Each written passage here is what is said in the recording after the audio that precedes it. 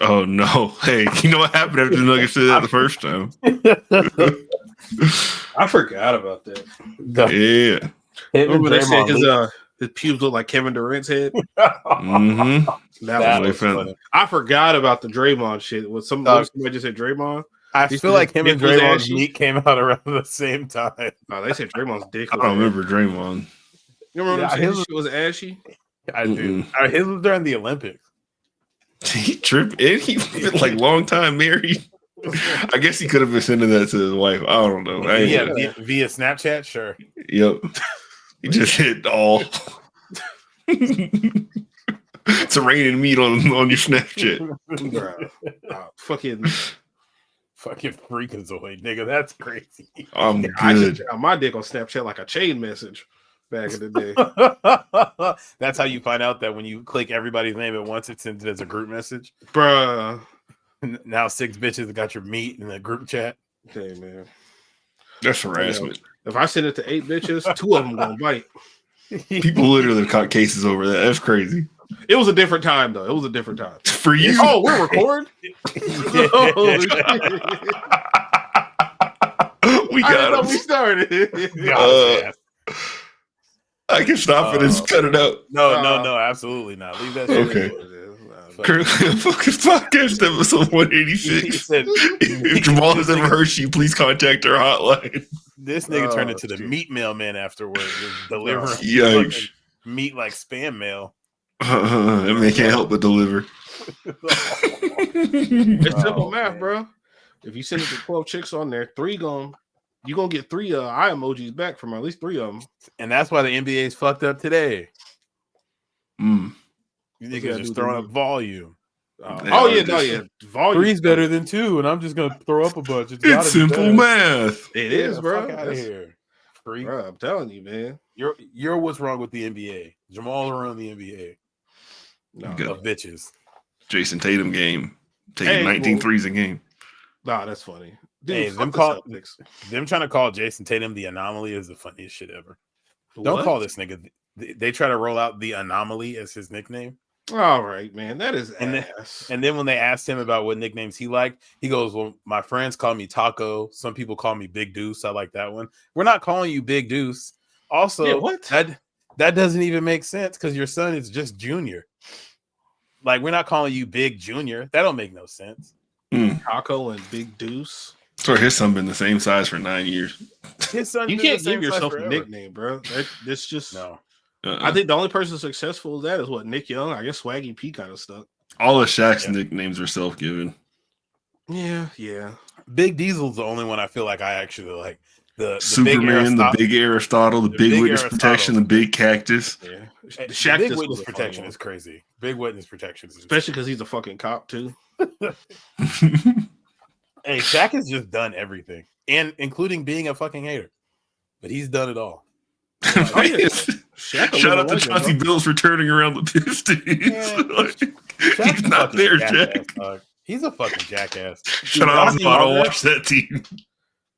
Last Tuesday, he was like, I don't care. You bragging about the Pistons. They're 6 games under 500. Nigga, the Nuggets are like 9 games above 500 right now. Yeah. And then he was wrong. They were 4 games over, right? Yeah, it was like a 15-point swing or a 15-game swing in the opposite direction. Then he was like, you're bragging about a team that's 38-20. Like, all right, man. You're like, they're not going to win a championship. I'm like, bro, this is what people are complaining about, bro. Every time I've turned on Inside the NBA this week, it hasn't been the normal crew either. It's Shaq, Lefko, Candace, and Vince Carter. That's on Tuesdays. Thursdays is the only day that they have Chuck and Kenny up there. Man, that's where I see Lefko them. No, yeah, they were there. They were there yesterday, but yeah, Tuesdays was Lefko them. With Shaq mixed in. Yeah, I don't know how I feel about Vince Carter on TV. I feel like you don't really like give much. I guess the Knicks almost had Vince Carter. We just learned that this week. I saw that. Yeah. Before he went to the Nets, Dolan was going to trade for him, but their medical staff got back and was like, yeah, his Achilles is 90% torn. Like, when it pops, he may never be the same player after that. So they're like, yeah, we're not going to do this trade. And Dolan was like, I just kept watching, like, waiting for his Achilles to pop. And he had another, 6-7 really good years. Like, before he went to the Nets, Achilles. Yeah, he played. He never did. Did he play for a full 20 years? He had to, or he was if it wasn't 20, it was close. It was just shy, and he went to the Nets at what, year 5? It was You get told him he was gonna pop, and he plays another decade and a half. I'd be fucking healthy. hot. Yeah. Hey, the Knicks look completely different if during the early 2000s they had Vince Carter. Holy shit! I don't know who else is out there. Yeah, I'm trying to think who else would be on those teams. Like I don't know, but getting Vince Carter, Jerome James, Spreewell, with the Jerome James and Spreewell, Knicks, Quentin Richardson. Was that like 2002? Jamal Crawford. Yeah, maybe like probably a little later. Nah, that wasn't. Oh yeah, because they were going to the finals with the Nets. If it's wasn't that no, Vince Carter wasn't on the finals team. Yeah, that was Richard Jefferson, Jefferson and Kenyon Martin. Kenyon, you're right. Kerry Kittles, Jason Kidd, Van Horn. Yeah. All right, let me. He went there in 2004. A first to ever do it in the NBA. The Michael Sam of the NBA. Hey, the 2005 Knicks wasn't bad. They had young Trevor Ariza, Matt Barnes, Jamal Crawford was there, Eddie Curry was there, Steve Francis, Channing Frye, Penny Hardaway was on that team. Mid-ass team. Oh, yeah. Stephon Marbury was on that team. Quentin Richardson. This sounds like a fire 2K team. Oh, yeah, for sure. Nate Robinson coming off the bench. Jalen Rose was there. So a lot of them pieces probably would have got sent to Toronto. I don't know who exactly, but for sure. But I mean, shit, I still think this is a decent roster. And then again, I think if you get Vince there, you're probably looking at bringing in somebody else or whatever in free agency. Yeah, I feel like the Knicks actually could have been something back then if they had Vince. It's all good, man. They were waiting for me to become a fan. That makes sense. When got you Jalen Brunson, it doesn't make any sense to me why Jalen Brunson's so good. I feel like you shouldn't be able to be as small as he is and as good in the way he is. Look how big his head is, man. He got a lot of knowledge in there. Hey, his head is substantially larger than his body. Mm-hmm. That shit makes no sense. Imagine your favorite team in like growing up. You grow up, your team is like pretty good, and then one day you're like, man, our superstar is gone, and then that team drafts Luka Doncic and Jalen Brunson in the same year. That has to be so lit. And they get rid of Jalen Brunson and Kyrie Irving comes. Oh, man, that's great. And then they're like, actually, fuck all this. Get this fat fuck out of here. Doug, I know we didn't start with an intro or anything, but I can't understate how fucking good Luka Doncic is at basketball. Like, I've watched him play. I knew he was good at basketball, but having him on your team is like, how is he hitting all these leaning off of 1 foot fading backwards threes at the buzzer? How does he do that? No, he's not a champion. Right, 80. Hey, as a fellow fat, I fuck with him. We don't always got to win, brother. Just go out there and make us look good. Oh, man. Kendrick had a Luka bar today. I heard. I didn't click on it because I saw Playboy Cardi was on it. Yeah, you gotta swim through some mess to get to the Kendrick verse, but he said Luka Doncic, I carry the weight or something like that. Yeah, I got the West on my shoulders. I'm heavy. I carry the weight. I listened to like the first maybe like 4 or 5 songs of that album, and I'm just like, bro, it makes me feel old. I'm like, bro, this is not for me. I feel like you be trying to you gotta like recharge your hate. You knew you were gonna like that. That's a great way to put it. Because I was about to say, why? I don't know why you even clicked on that album. I like, man, am I old? And I was like, oh yeah, I'm old. Yes. It honestly, yeah, it's surprising me. He's like the fucking biggest artist ever, and it's like, nigga, he stinks. He is music. That's the name of it. And people aren't questioning it. They're like, yeah, no, Playboy Cardi does kind of run shit around here. It's like, what are you talking about? If he rapped he's a big all artist. the time like he did on Type Shit with Future, maybe I could. But every time I hear him, it's like I'm confused as to what's happening. He's be moaning and making baby noises and not seeing his kid. Dog. I don't want to get into this. There's just certain people I feel like you shouldn't do that to. You can say you might not be a good person, but you kind of just locked down some fine shit for the rest of your life. Why you fuck that up? I mean, you can get another one. Who cares? She's something wrong with her. That's just too clearly. Oh man, speaking of people who couldn't leave fine shit alone, even though I don't know how fine shit this one is. Y'all see Tiana Taylor fucking broke what's his? Why am I blanking on this? Iman Shumpert. Yeah. He broke that nigga down. He's a dumbass, bro. He had an infidelity clause in their prenup too. And that nigga. Oh, I can't believe he had to have done more than just cheat based on how the judge did him. They said 4 houses, like 5 cars, $1 million payment up front. So what I've heard, there's God. zero way to fact check this. Apparently, like they were the type of couple who was like doing things with other people together, and he just I think they've like hinted at that. Okay, he just like broke whatever rule they might have had. Yeah, and that's the thing. Like, you got a woman, y'all both famous together. You're like a widely loved black love couple. Everybody loves the two of them. You got funny kids. You on TV. Your wife be letting you fuck other bitches sometimes, and you were like, it's just not enough. I need not more. enough. And it wasn't enough to the tune of like all the stuff they listed out. And obviously, I don't know if we know if all of that information is true, but he lost like at least $15 to $20 million. Oh, he lost a lot of shit. Hey man, nah, that's that greed they speak of in the Bible, bro. Oh no. Hey, man. Which part? It is what it is, bro. All of it, bro. Oh, okay. All the greed shit. What page I got turned to? 36. Her and him, or just her? Or just him? Yeah, nah, bro. Hey man, shout out to the homie Ant, man. He I have to steal his saying from. Sometimes God be blessing the wrong niggas, man. Hey, this is true though. Philosopher, because he doesn't deserve that, bro. What? Oh my god. Oh, look at me. I'm 6'6" and handsome and can jump out the gym. Let me cheat on my rich wife. What the fuck is wrong with you? Jackass. Trash rap good songs. hair. It could do. Oh, I can. Yeah, no, I'm not gonna keep going. I hate this nigga, bro. Yeah, no. I hate awesome. Hey man, just after we lost Remy and Papoose too, man. What's going on out here? Oh, hey, he's super happy. He be side at Pistons games. I like, man. Who does? Papoose and Clarissa Shields. That's hella funny. She got him to move the Flint. Feet on the wood of Little Caesars. No? Damn. Hey, she's like, what you mean though? Hey, I saw that she had a documentary. I'll be there in 5 minutes. She had a documentary or something come out the same weekend that Remy Ma beef happened. Was that just promo for the movie?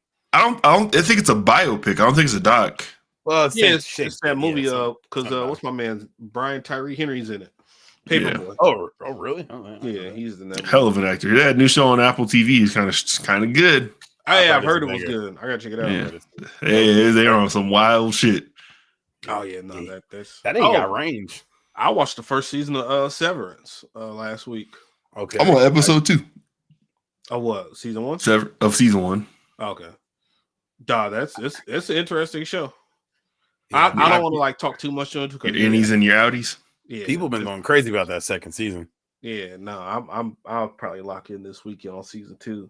But so you're on what, episode 2, right, Blake? Mm-hmm. Okay. Could you guys do a job like that where you just don't know what the fuck you're doing for 8 hours a day, but you're handsome, but you're paid well? If I forgot about it when I left, yes. So you can do that, what they do? Because like I don't know any better, you know.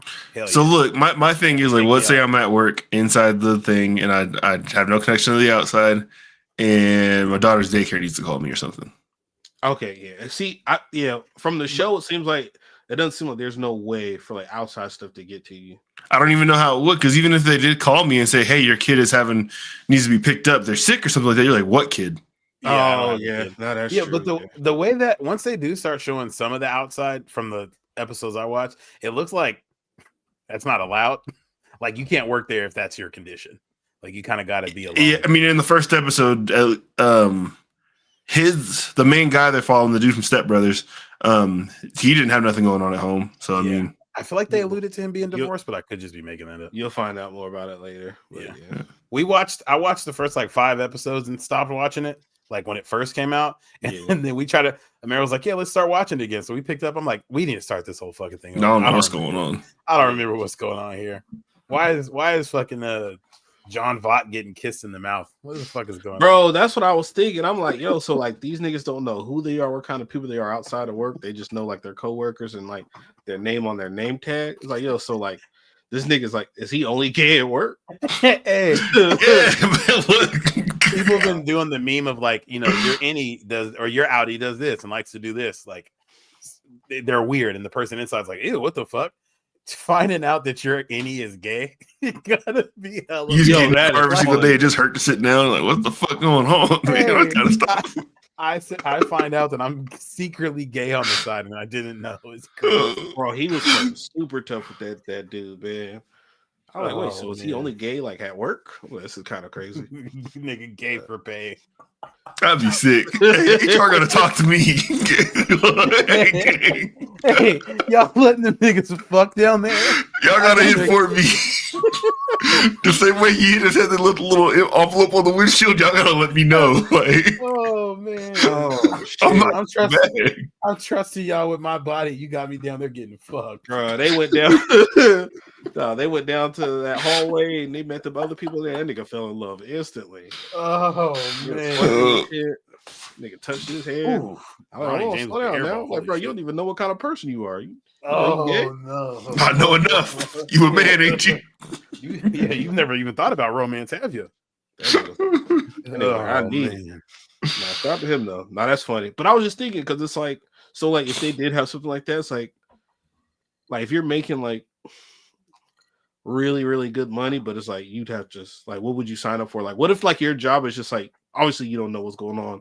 You're just like standing in a open space and you're just getting slapped with dicks on a conveyor belt. You just got to be there for 8 hours. All right, Jamal.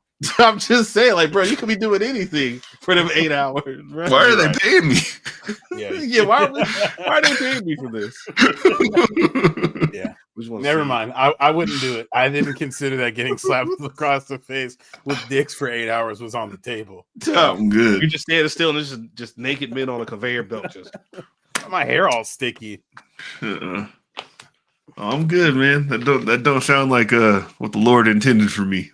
Absolutely. I don't want to be working anywhere where they have 8 hours worth of meat. It's a lot of people. 8 hours worth of meat is crazy. You find out somebody's little chip thing in their head ain't working right, and they remember. They Oh no! That made me think of that. What's it? It's a meme on Twitter. Let's say when it's when you in heaven and it's your turn at the gate. And you just hear somebody yell, "Hey, yo, that nigga gay!" He was out there doing freaky shit. Oh man! Oh, bro. No, speaking of freaky shit, you guys want to hear something hilarious? Yes. Sure. I totally forgot to tell you guys about this, dude. So, what was it? This March now. I'm trying to think when my homegirl came out to visit. Oh boy. Uh-oh. Was it December that you had somebody out here? I don't know why I just said that. That's crazy. I don't know when you had somebody out here. I just made that up. I think it was though, honestly. Right. Okay, well anyway, I took a pill from one of our sponsors because my homeboy gets them, whatever. Because he was talking about it. Hims or Blue Chew? I took my boy gets them and I tried one. You haven't said what it was. Yeah, Blue Chew, yeah. Oh, okay. Them shits hit like crack in the 80s. Oh my god, bro, that shit scared the shit out of me, bro. I had a fucking headache, man. Yep. Like, bro, you gotta drink hella water. See, I didn't know that, bro. Cause I was like, man, you know, I ain't seen her in a minute. Like, man, let me try to put this bitch through the mattress, whatever. And let her know I'm still here. Dog, I take it, right? Whatever. So I think it was on. I know she had to do some work shit when she was out here. And then it goes hard for a 4-day weekend. It's like that, bruh. Hey, it'll have you for like 48 hours at least. Ain't that when you're supposed to call somebody? No, not that's the whole time. Yeah, that's if it's like, yeah. I think it's straight. I think you're supposed to like call the hospital if you're hard for like 4 or 5 hours straight. Yeah, but it'll just be like, hey, you wake up the next morning, it's like, damn, it should not use like this. Dog, so I just thought, I'm like, okay, bet she'll get back, whatever. Boom. I get back, and she was like, oh man, I need a drink. I was like, fuck, I'm not trying to be fucking drinking. Because you know, you're not supposed to be like drinking when you mix like medications and stuff. Man, hell no. No, not dick pills. I use them specifically when I'm drinking. People probably they probably swallow them with a drink. Yep. Yeah. No, I was fucking scared. I was like, damn, man. Like, I don't know. He was like, oh, well, how come you don't want to drink with me? I damn, I don't want to be pussy. I'm like, all right, I guess I think all of Maro them. Hey, bro, and then like I can't tell you that I took a dick pill. nigga, I had a headache. My heart was beating all fast. I think it's because I was like paranoid. Yeah, dude. Like, I don't think you're supposed to be picking this kind of stuff. He's man. scared of the pussy. That's some shit. Yeah, you all right? I'm like, yeah. What's up? So, man, your heart's beating really fast. Like, oh man, I'm just excited, man. Happy to see you. I ain't gonna lie, I'm bro. excited, Bro, I had a headache, bro. I'm like, bro, we drinking liquor. Eat a Like, shizzle bean. No, the shit obviously works. It was like, bro, I would never do this again, bro. Did you I still didn't know do you what you need to do, or were you too sick? What do you mean without too sick? Did you follow through with the mission, or were you like you were sweating and heart palpitating? Oh no, I beat it. Yeah, no. Okay. You just got to stay hydrated when you're drinking those, and they usually recommend taking it like either right before or after you eat. Yeah, y'all remember when Kimbo Slice fought in the UFC against Dada 5000 and like they were both hella out of shape, like having like heart issues? I don't remember that, but that sounds right. Oh my goodness. No, I was thinking to myself, I'm like, bro, I'm about to die, bro. I've been drinking Hitty and took a fucking blue chew. I was like, fuck. My head, that's the worst headache I think I've ever had in my life. That blood constriction. Bruh, the blood leave your fucking head. Bruh, I was like, this is so trash. I was like, man, I might need to call the hospital, bro. I think I'm gonna die. Yeah, you just need like an inversion table, all the blood go back down. An inversion table on rock is insane.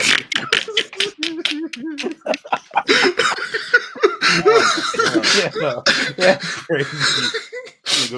Want to put on the torture table, bro. All right. Okay. I thought I was about to go out like Kevin Samuels, bro. Oh, that's right. They did get But when I found out he died off a dick pill. Oh man, I hated that nigga. That shit was hilarious. He was not the prize that night. But wasn't he like? I think he was like. I don't know if this was exactly true, but wasn't it like because he was like he was drinking like energy drinks and shit too, wasn't he? And his heart exploded. I think that sounds right. Yeah, he was doing all the caffeine. A dick pill and a rhino pill, or a dick pill and a Red Bull is crazy. Dude, I remember man, somebody told me they took one of them gas station pills, whatever, and they said that shit did the opposite. They said this shit was on a gummy worm. Hey, I've seen him every time I'm at 7-Eleven. I would be scared to take any of them gas stations. I remember jokingly asking the dude at the store if I could buy one, and he was just like, "No, you're gonna break your dick." What? Because I was like 22 or 23, and like we were talking about buying him as a joke. He's like, "No, you're gonna fuck yourself up. Do not buy that." Nope. And I was like, "Hey, that's shout out to him." Yeah, I respect it. He's like, "Nigga, you start taking them shits now, your shit's gonna be turned off by the time you turn 30." Oh, dog! When you see them though, they be looking so crazy. It be it's silverback gorillas and shit.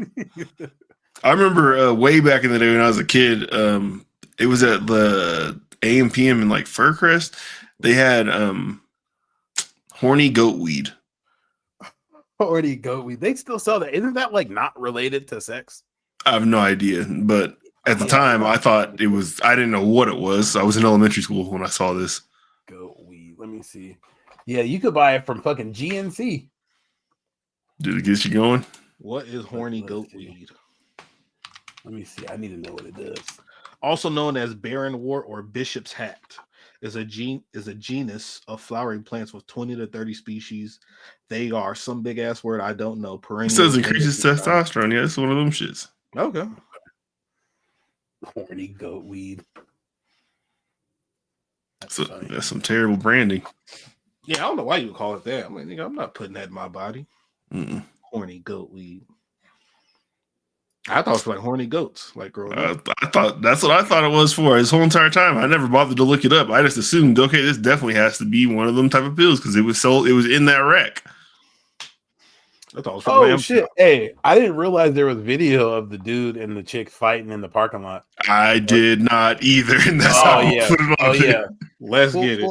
Pull that up, please, Blake. Oh yeah. I didn't realize there was video. So me and Jamal got in a disagreement about this story this week of a Seattle man who was shot after arguing with a woman in the parking lot of a Safeway on Cheap Chicken Monday, where he was throwing chicken bones at her car. She got out and ended up shooting that man in the leg. And I think she was right. Should have shot him twice. Double tap. It looks, when they get to the part of them tussling, it looks crazy. Hey, ever since one of our friends got cussed out by a stronger than average face female, I knew that them type of ladies was on that type of timing. Yeah, it's dangerous. Yeah, I'm not trying to fight with them. I'm not trying to fight with them because I feel like they got something to prove.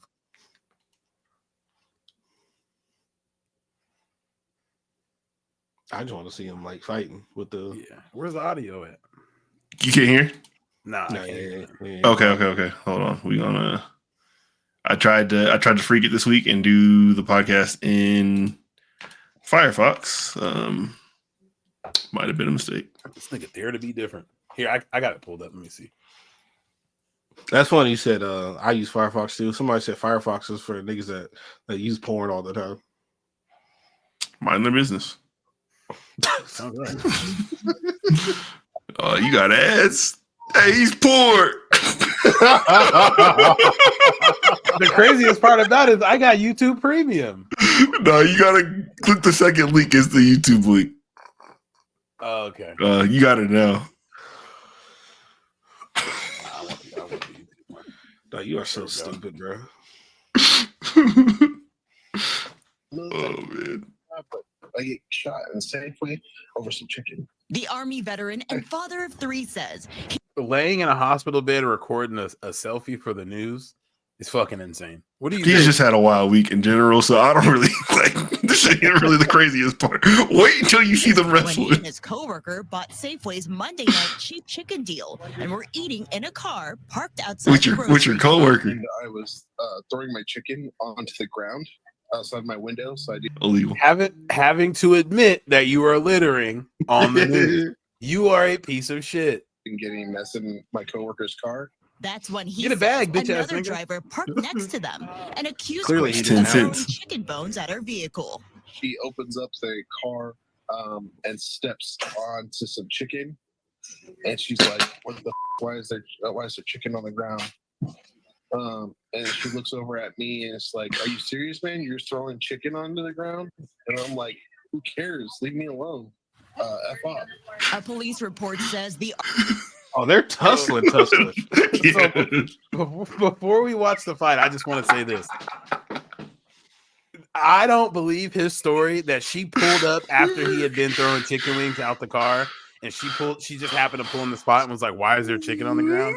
That does sound like guarantee incredibly. she was one-sided. already parked there and he was throwing chicken. And like I said to Jamal, it'd be one thing if he was like, "Oh, my bad, I didn't see you. I didn't mean to hit your car." Who cares? Fuck off. Leave me alone. Is exactly what he said.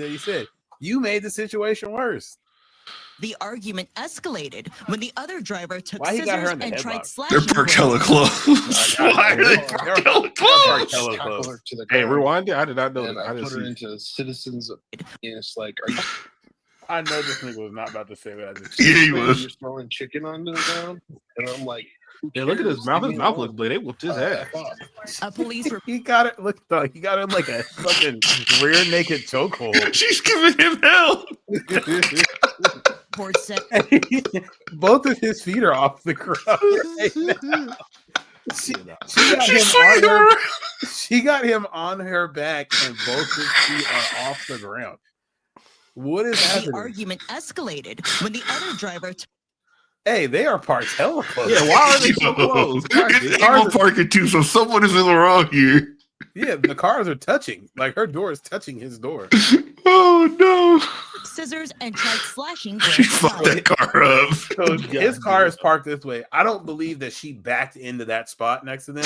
Because if you look at that parking lot too, there's still an empty space. I Look at the believe he was stretches, throwing bro. these. He was throwing this shit at her car on So I purpose. jump out of the car. No, so if it's angled parking, that means she pulled through and is facing the wrong way. Which, I mean, that doesn't necessarily say she got there first or last or anything like that, but it's hard to assign full blame based on the evidence. Based on how she's driving, she had to be the problem. Look how you treat women. And I tackle her to the ground, and I put her. She don't need my help. Listen to this nigga. when the bro. other driver took scissors and tried slashing Grant's God, she was fucking tires. his I car jump up. out of the Good car Lord. and I tackle her to the ground, and I put her into citizens arrest. The chaos Why are you air quoting while you saying citizens arrest? Also, he's fighting in the parking lot in his AT&T work. No, that's funny. I just noticed that. Oh This nigga is. Oh, he probably got fired. He's in his AT&T work shirt. He got this woman in a headlock, looking at the camera, talking. He looked like he just caught him a dyke. no! Just wait though. captured Look on like his he's not car with noticing. Your cell phone. Just wait. 3820 Rainier Avenue South. Oh, you under arrest? Syrian? Look at Hey. that shit. She got the blinky out. Oh shit. Hey, Yeah. Okay, I get her shooting him now. I thought Yeah, it was let just me like- go. What the fuck is wrong with you? nigga, he's telling her you're under arrest. You know what? Again, if I'm her, only thing that's going through my mind, Trayvon Martin. I gotta shoot this nigga. A man in an AT&T shirt said I'm under arrest. Like, Ooh, Oh my god. ooh. Hey, she could have killed him, oh, 1000%. Low key. and Not he even still low-key. didn't let her go. He didn't know it was a gun. Brother, be aware. Didn't even realize the gun you see pointed at his head was in the other driver's hand at the time. I let off just a little bit, so because I don't want to choke her, I just want to stop her, restrain her, so the cops come. As security is on the phone with That's 911. the worst security of all time. That's the Yeah, security guard. I thought it was just Yeah. kicking it. Why isn't security like, hey man, I'm leaving? She has a gun. Let her go, bro. One threw chicken at your son. You stepped out on some chicken and got mad at me and started throwing some. Let go. Oh, Oh, did she shoot him right there? yes, in the Oh, leg. hold on. I'm- They don't show it on camera. You stepped out on some chicken You can and hear got it, though. mad at me and started throwing some. Let go. Shit, I'm tired of this narrative. Grant is shot in the leg. I'm gonna shoot you again, bro. Get off me. Another woman is seen coming, but apparently not to help Grant. What are you doing? She just shot him. She just shot me. She just shot him. Get Oh, off of get him. off her, you Helping me, dumbass. helping her. And that's when my coworker runs over and pulls her. Man. Police believe this other got woman shot. is the suspect's girlfriend. And you immediately find out this shit was not worth it. Andover Street, then north on Rainier Avenue South. So she's willing to shoot somebody over chicken. She's willing to shoot somebody over anything. You know? While Grant recovers in the hospital, She wasn't willing to shoot you over some chicken, nigga. You had her in a fucking Yeah. rear naked Okay. chokehold. Now watching this, okay, so Tyrell's in the. I can admit when I was wrong. Tyrell's, I respect that. yeah. Hey, I'm not gonna lie. I thought like they were just arguing. She was like, "Hey, you got some chicken on my whip," and then I thought she went to get the scissors. But look, Tyrell was arguing without seeing the video too, so he didn't have this evidence to make his point, which means, I mean, his reasoning of how hard you should pop off if a chicken bone hits your car is still wild. Yeah, No, because but so I thought read she the pulled out story and it gun. said that they got in a fight. Like the story said they got in a fight. So I didn't necessarily stabbing the tire. I didn't, but again, you use your brain. A woman got out with scissors to pop your tire. Don't get out the car and be like, I'm gonna fight you. Nigga, just drive away. That's what. Okay. But he No, got out honestly the car. though, like, And yeah, like what did it he is say? a I told grown- her, I don't give a fuck. Leave me alone. Fuck off. Da-da-da. So you know his story of, oh yeah, she just stepped on some chicken. Then I told her to fuck off. Nah, you was popping shit after she was like, did you throw chicken in my car? So yeah, you escalated the situation, and then you got the bitch in the chokehold. Just leave. No, he was tired as shit.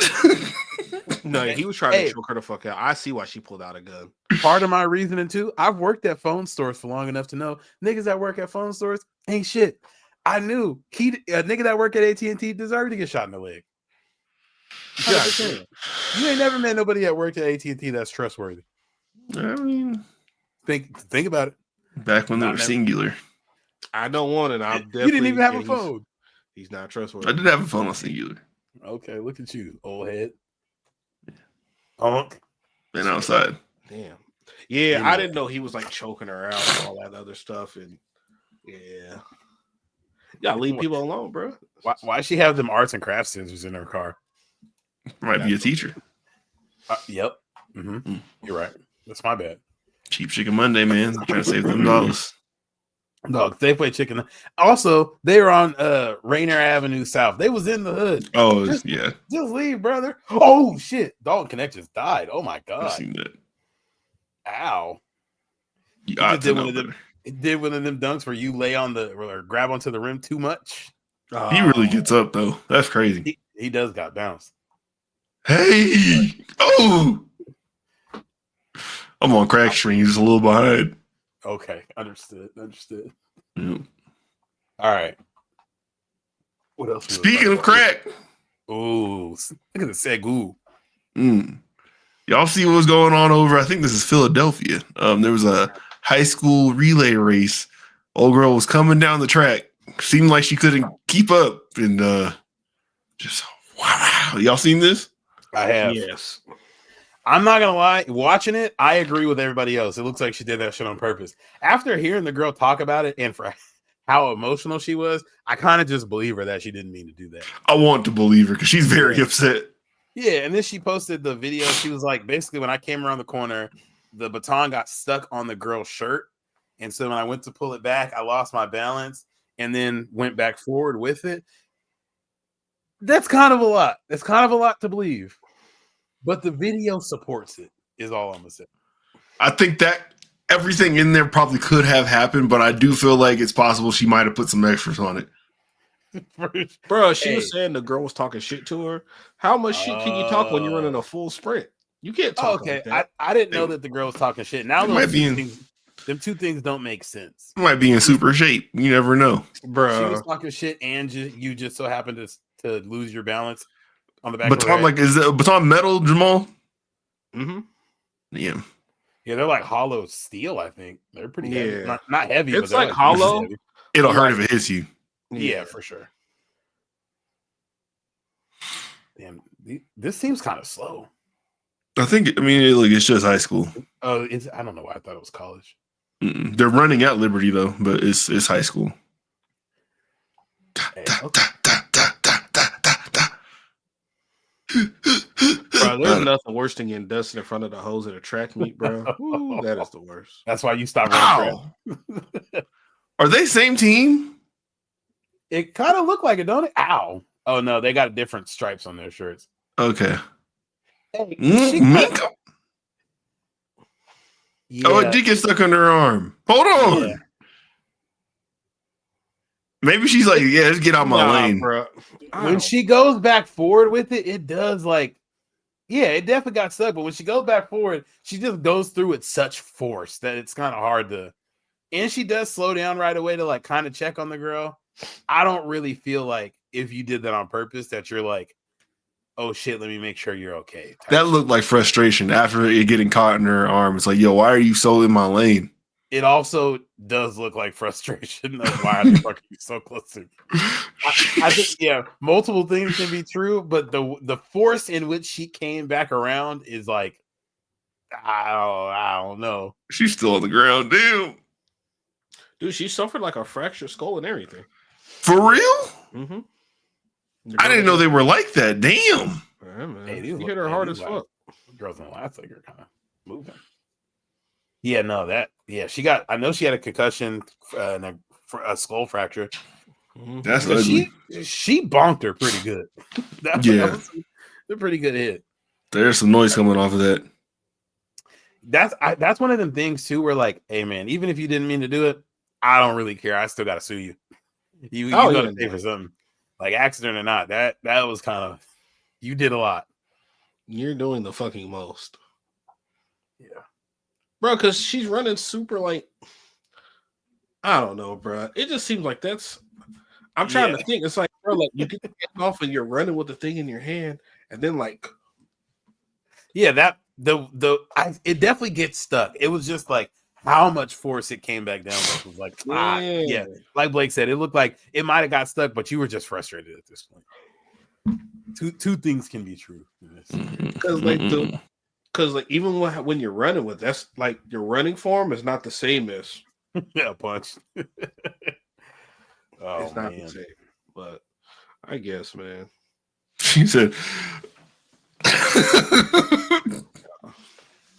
Hey, it's kind of interesting that track and track meets like are such a big thing. Like Jamal, I know your parents used to travel all the time for that, but track ain't like a sport that ends up like paying super well or anything like that. So it's just so interesting that so many people are like into it in the way that they are, and like travel and stuff the way that they are. Like I feel like the AAU payout makes a little bit more sense than the track payout potentially. So it's something they've been trying to figure out for a while now. I know Michael Johnson was making like a league for like sprinting competitions, but I guess it's a common thing in the professional track world for like wolf tickets to get sold. Like a lot of times, like people will be like, "Hey, we can do this event, we can run against each other, whatever," and then they pull out at the last minute. Like that's just a very common thing. Yeah. I feel like that's a sport where like it's hella easy to have a credible excuse of why you can't run. Like I actually can't sprint right now if my hamstring's a little bit too tight. Yeah, like, that's true. Too tight. So it's so easy to just be like, yeah, never mind. I'm not doing that. Especially like them events don't always be for much. But shit, I love the Olympics. The most fun part is watching track. I love to watch fast people just be fast. Bro, running AAU track because you go like we used to always have meets at we used to be up in what's that, West Seattle where Alki is? Mm-hmm. Yeah, we used to have meets out there all the time. Damn, that's a mob.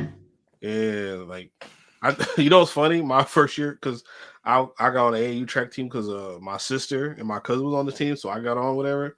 I think I got hurt my second beat. That sounds very Jamal of you, honestly. Hey, kept showing up though, huh? That's the story of your life. Elite athlete who just a little clumsy. Hey, dog. What was it? Because I think we used to we had a relay, a long jump, and then I ran the 200. I ran the 200 once, and I'll never run that again.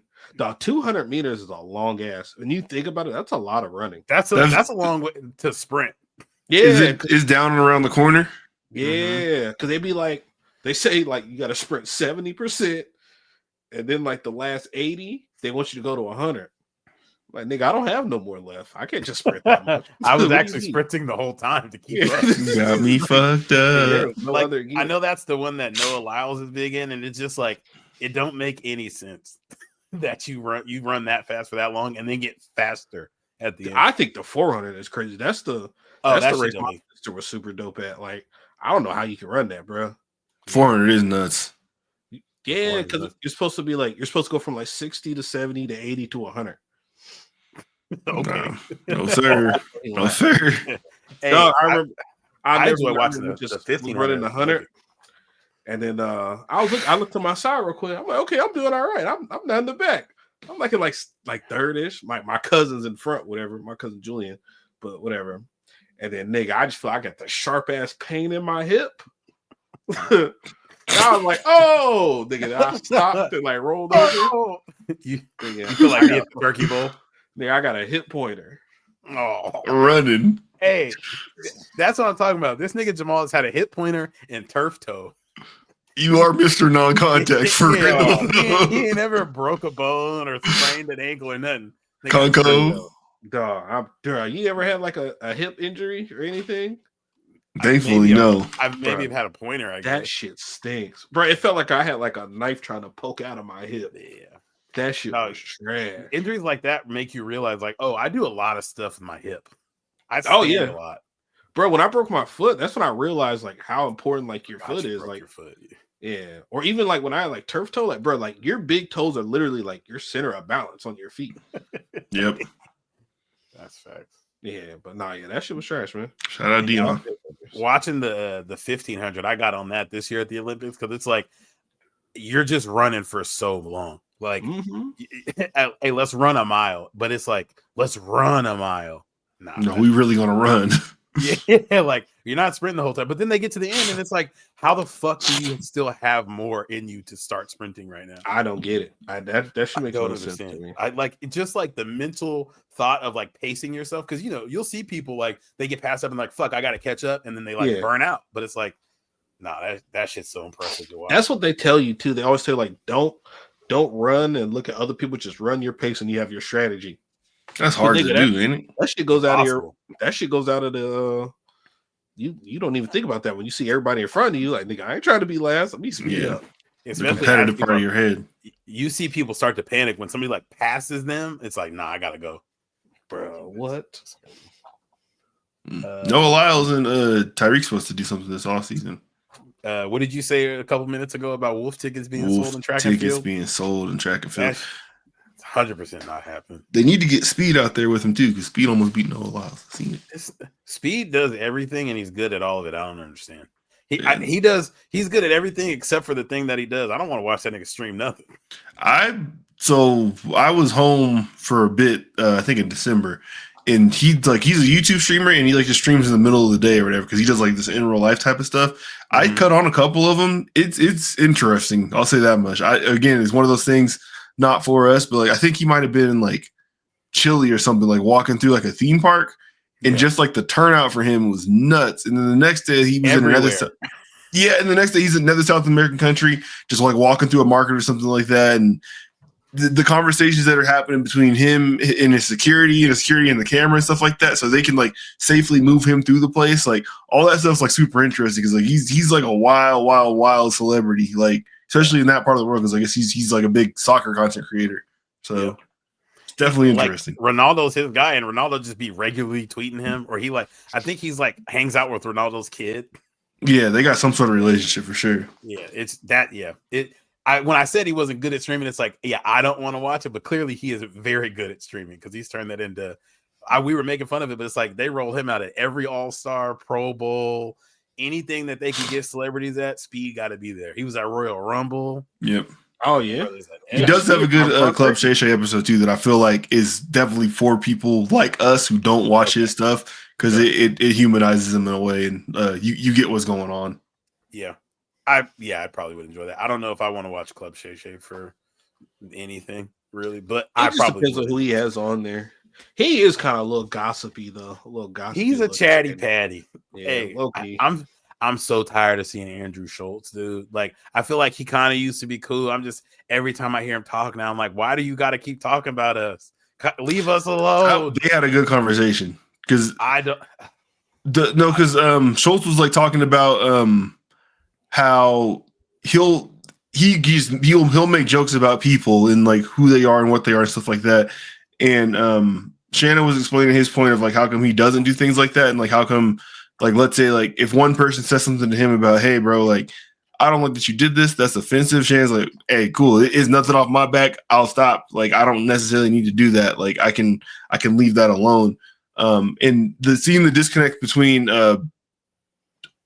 Shannon's way of thinking, which I feel like is how most people probably think, and then Schultz, like, who's like full comedy brain and feels like just because he's comedy, like, you should be able to get shit off anytime you want to get shit off. Yeah. It was interesting for sure. Like, and then Shannon told a story on there that I don't feel like helped him at all. He was saying that when he worked at one of these studios or whatever, he was saying there was a Japanese American, or he might have been Japanese man, whose name was like Frederick, but Shannon called him Ichiro because he's like, hold on. Shannon said because Ichiro means firstborn, so I just kept calling him Ichiro.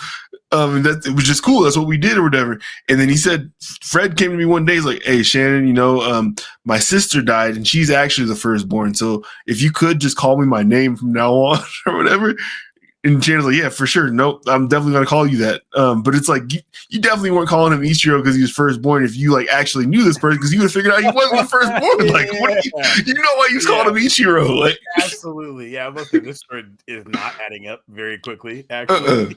Yeah, that's wild as fuck. It's funny as fuck that like old people just like get away with that shit, or like not even get away with it because people will call them on it. They're just, most of them are just like, I work with this older black dude who recently retired, and I think he's married to an Asian woman, but we had a Korean girl, a Japanese girl, and a Chinese girl all started at the same time, and he just said they were all Chinese, and he didn't know that one of them was, he just, the Asian, so he's like, you're Chinese, and one of the girls like, hey, like, she's very, very, very, like, very Gen Z, like 19 years old or something like that. Don't call me Chinese. I'm Korean. He's like, oh, okay, my bad. Yeah, anyway, so since you're Chinese, like, and just went straight back to it. It's like, nigga, she's asked you to stop like 9 times. You should probably just stop at this point. It's like, why are you doing it? Yeah, I'm confused as to why you're. Some people I just know be wild. me and you have worked together for 6 years, and you can't remember my name, but I know you remember that she just told you she's not coming. Fuck. People are hilarious, bro. Old people are funny as fuck. Speaking of old people, hey, I think I gotta find a way to cancel Stephen A. Enough is enough. Stephen A is doing just irreparable damage, I feel like, to the black community at this point. What did he do? You going on Sean Hannity to talk shit about LeBron James? And Blake, before you say it, I know that Stephen A want to be the president. He goes on Sean Hannity all the time. He talks about how Hannity's his boy. None of this is coming from me. Thing. I didn't know. Okay. This nigga's on Hannity, and Hannity's like, hey, I think that LeBron stepped to you. If I was there, I would have had your back. Man, what are you doing, brother? It was already some whole shit that LeBron walked into your face. Is like, hey, man, leave my kid the fuck alone. And people can think it's however performative, whatever you want to say. I think LeBron was justified in the way that Stephen A was on Bronny's ass. I get it. You can go at him as a basketball player. He was on Bronny's ass unnecessarily. And Bron was like, man, enough. You talk about my kid a lot, like in a negative light for no reason. The nigga playing 2 minutes a game. Leave it alone. And you, okay, my bad. The next day on TV, okay, my bad. Now you on fucking. He was playing victim at first. Yeah, I would have choked that nigga out. You weak as fuck. Like, come on, dude. I ain't seen this. You go on Hannity and do it. That's nasty business. Nah, it's because earlier in the week, Blake, like after it had happened, he talked about on his little on Stephen A show. He said what was it? He wasn't talking about Bron's. He wasn't talking about Bron. He was talking about Bron and the position that he has Bronny in.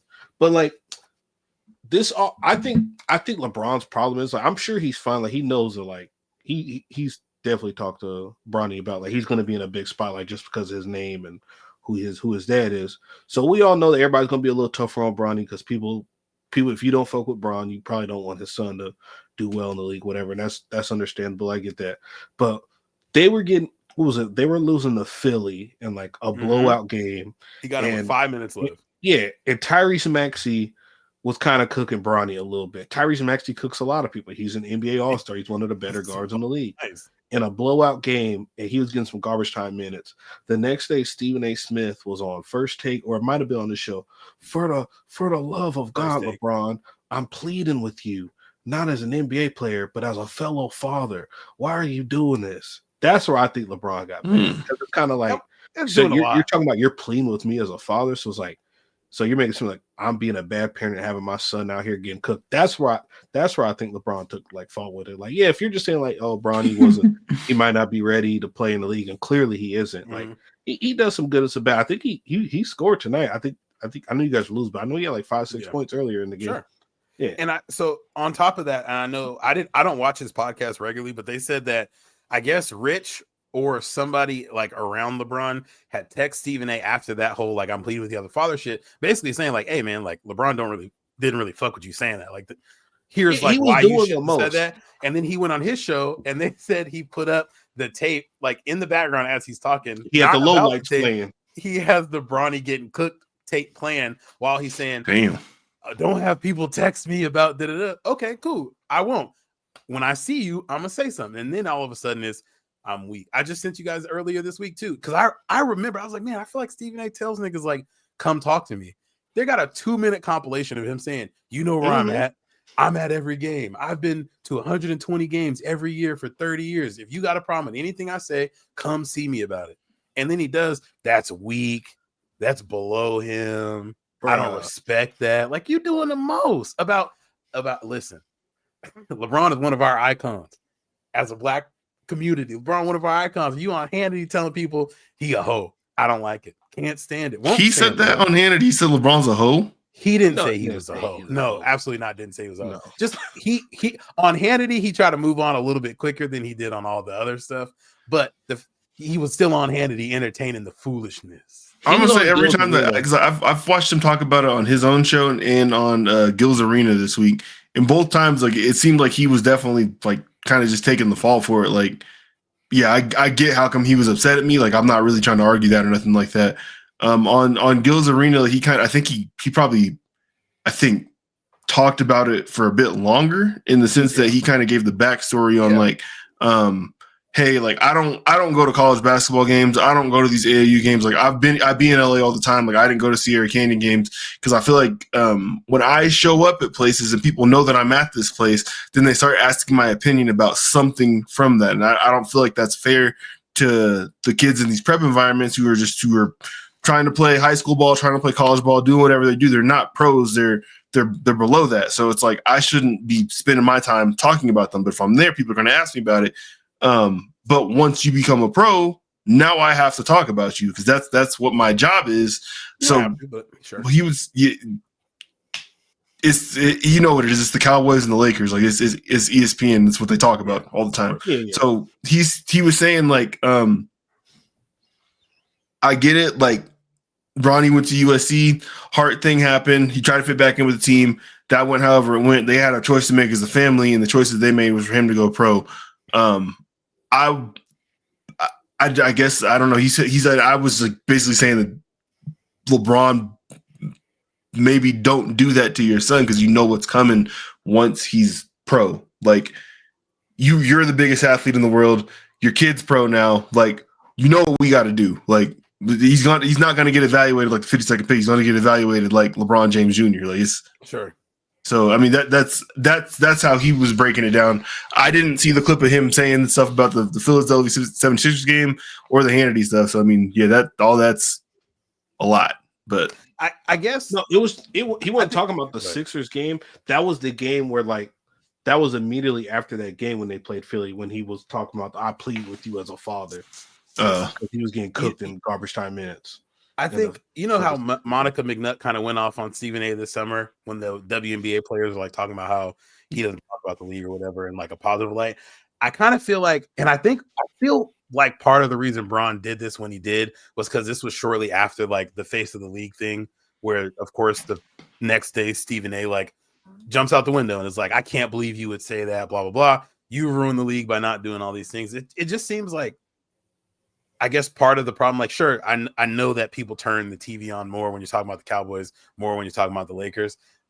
But Stephen A. is just a part of the problem when it comes to like, yeah, if you watch First Take for 3 hours, you're only going to hear him talk about 5 things. He's not always super negative. But yeah, like if the only time we hear about Bronny all year this year is about the negative shit, I can understand why LeBron coming off this conversation of like, you niggas only shit on the league and including my son.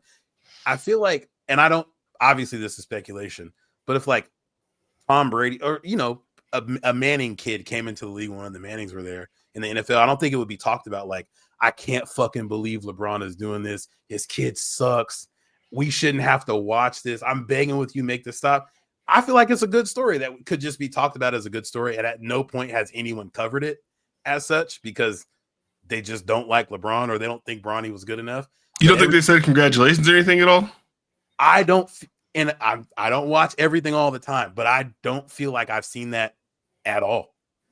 Like immediately during the like Bronny first game of the season, he gets on the court and they're like, I'm so glad they just did it first game so we can get this over with. We don't have to talk about this anymore. We don't have to think about this anymore. And then anytime Bronny does play, oh, Bronny went 0 for 3, but he's in the G League averaging like 22 points. You won't hear a word about it. Are you quoting Stephen A. on this stuff, though? Or are you saying like people's general sentiment as the public?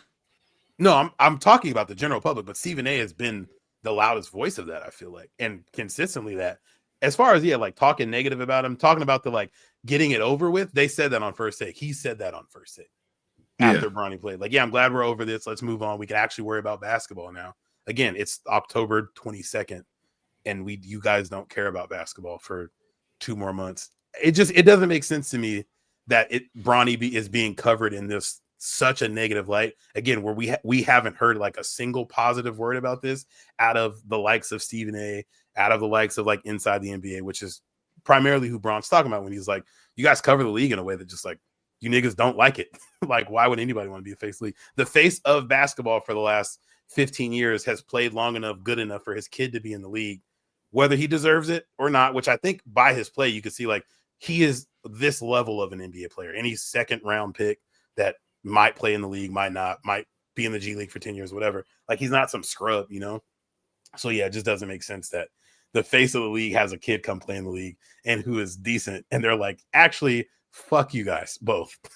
I don't know. I feel like if you're going to be honest about it, I don't really know what kind of conversation you have about him, just because like you don't talk about second round picks and players that go back and forth from the G League as it stands. Like, that's never a thing that happens up there on these platforms. Cause like I said, they talk about the Warriors, the Lakers, and the Cowboys. Like that's like what is First Take, and that's what moves the needle in like covering what happened on this past Sunday for football. So it's like, if we're gonna have an honest conversation about somebody who is the 52nd pick in the draft with all that entails, what that normally means talent wise, someone who's not around for the league for that long, we're gonna be honest about it. Like,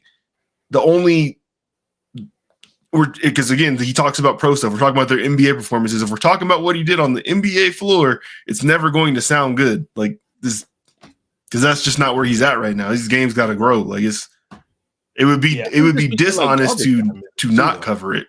And I feel like I would agree with that more if Bronny was playing like any real minutes. His minutes are all like either we're up big or down big. So like, I don't know how much they talk about him currently. That's what I'm saying. Is like that what you're talking about, the 76ers game was like a while ago, right? Yeah, it's not a lot. It's the fact of like, I'm kind of thinking of this from both the like how LeBron could be looking at it, but also just how it would make sense. You don't really need to talk about what somebody did in the last 5 minutes of a game that their team was down 25 anyway, for you to be like, look at Bronny James getting cooked by one of the best players in the league. It just doesn't make sense. Like, if you're not talking about him much, but the only time you are going to talk about him is when he's asked, it would make a little bit more sense of, yeah, we don't talk about G League players. You wouldn't be telling the story of the league if you didn't, though, at that point in time. But you could still talk about him like, hey, he's cooking in the G League. He's averaging 20 points in 33 minutes a game.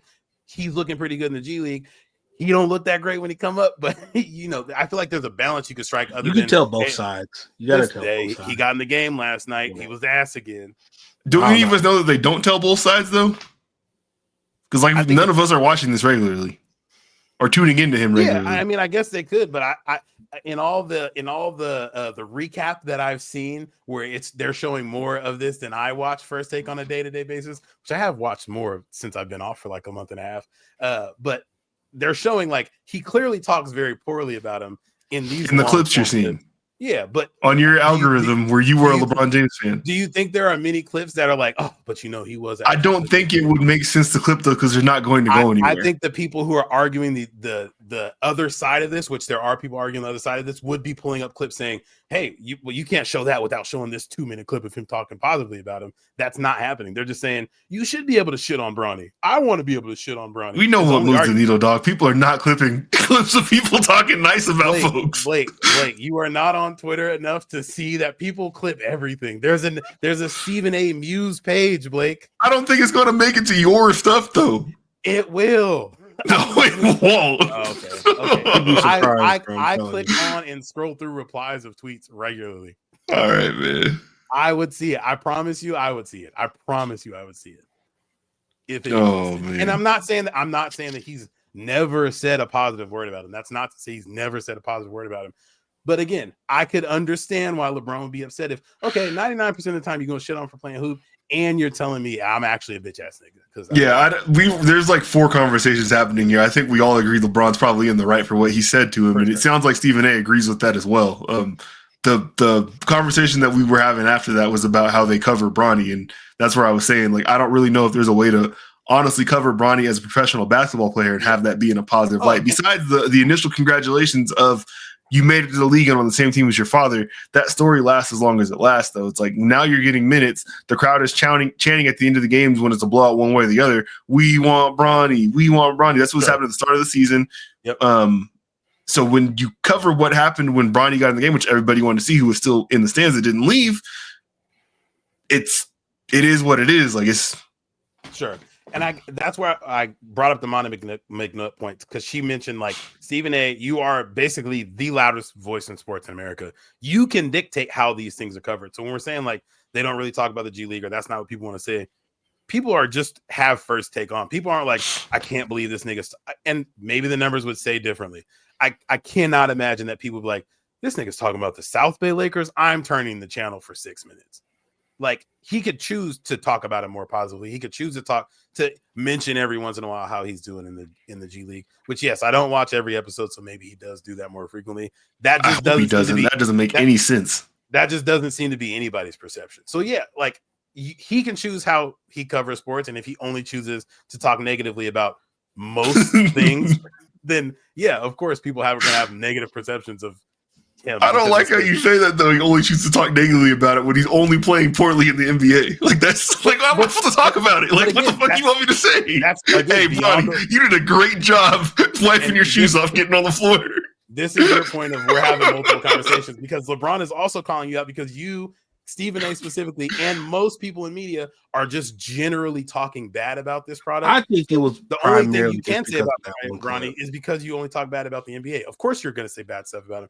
Even if Bronny was doing good, you'd be like, well, you know, LeBron. You would just because you niggas just say bad stuff about the league, which is the bigger problem. Okay.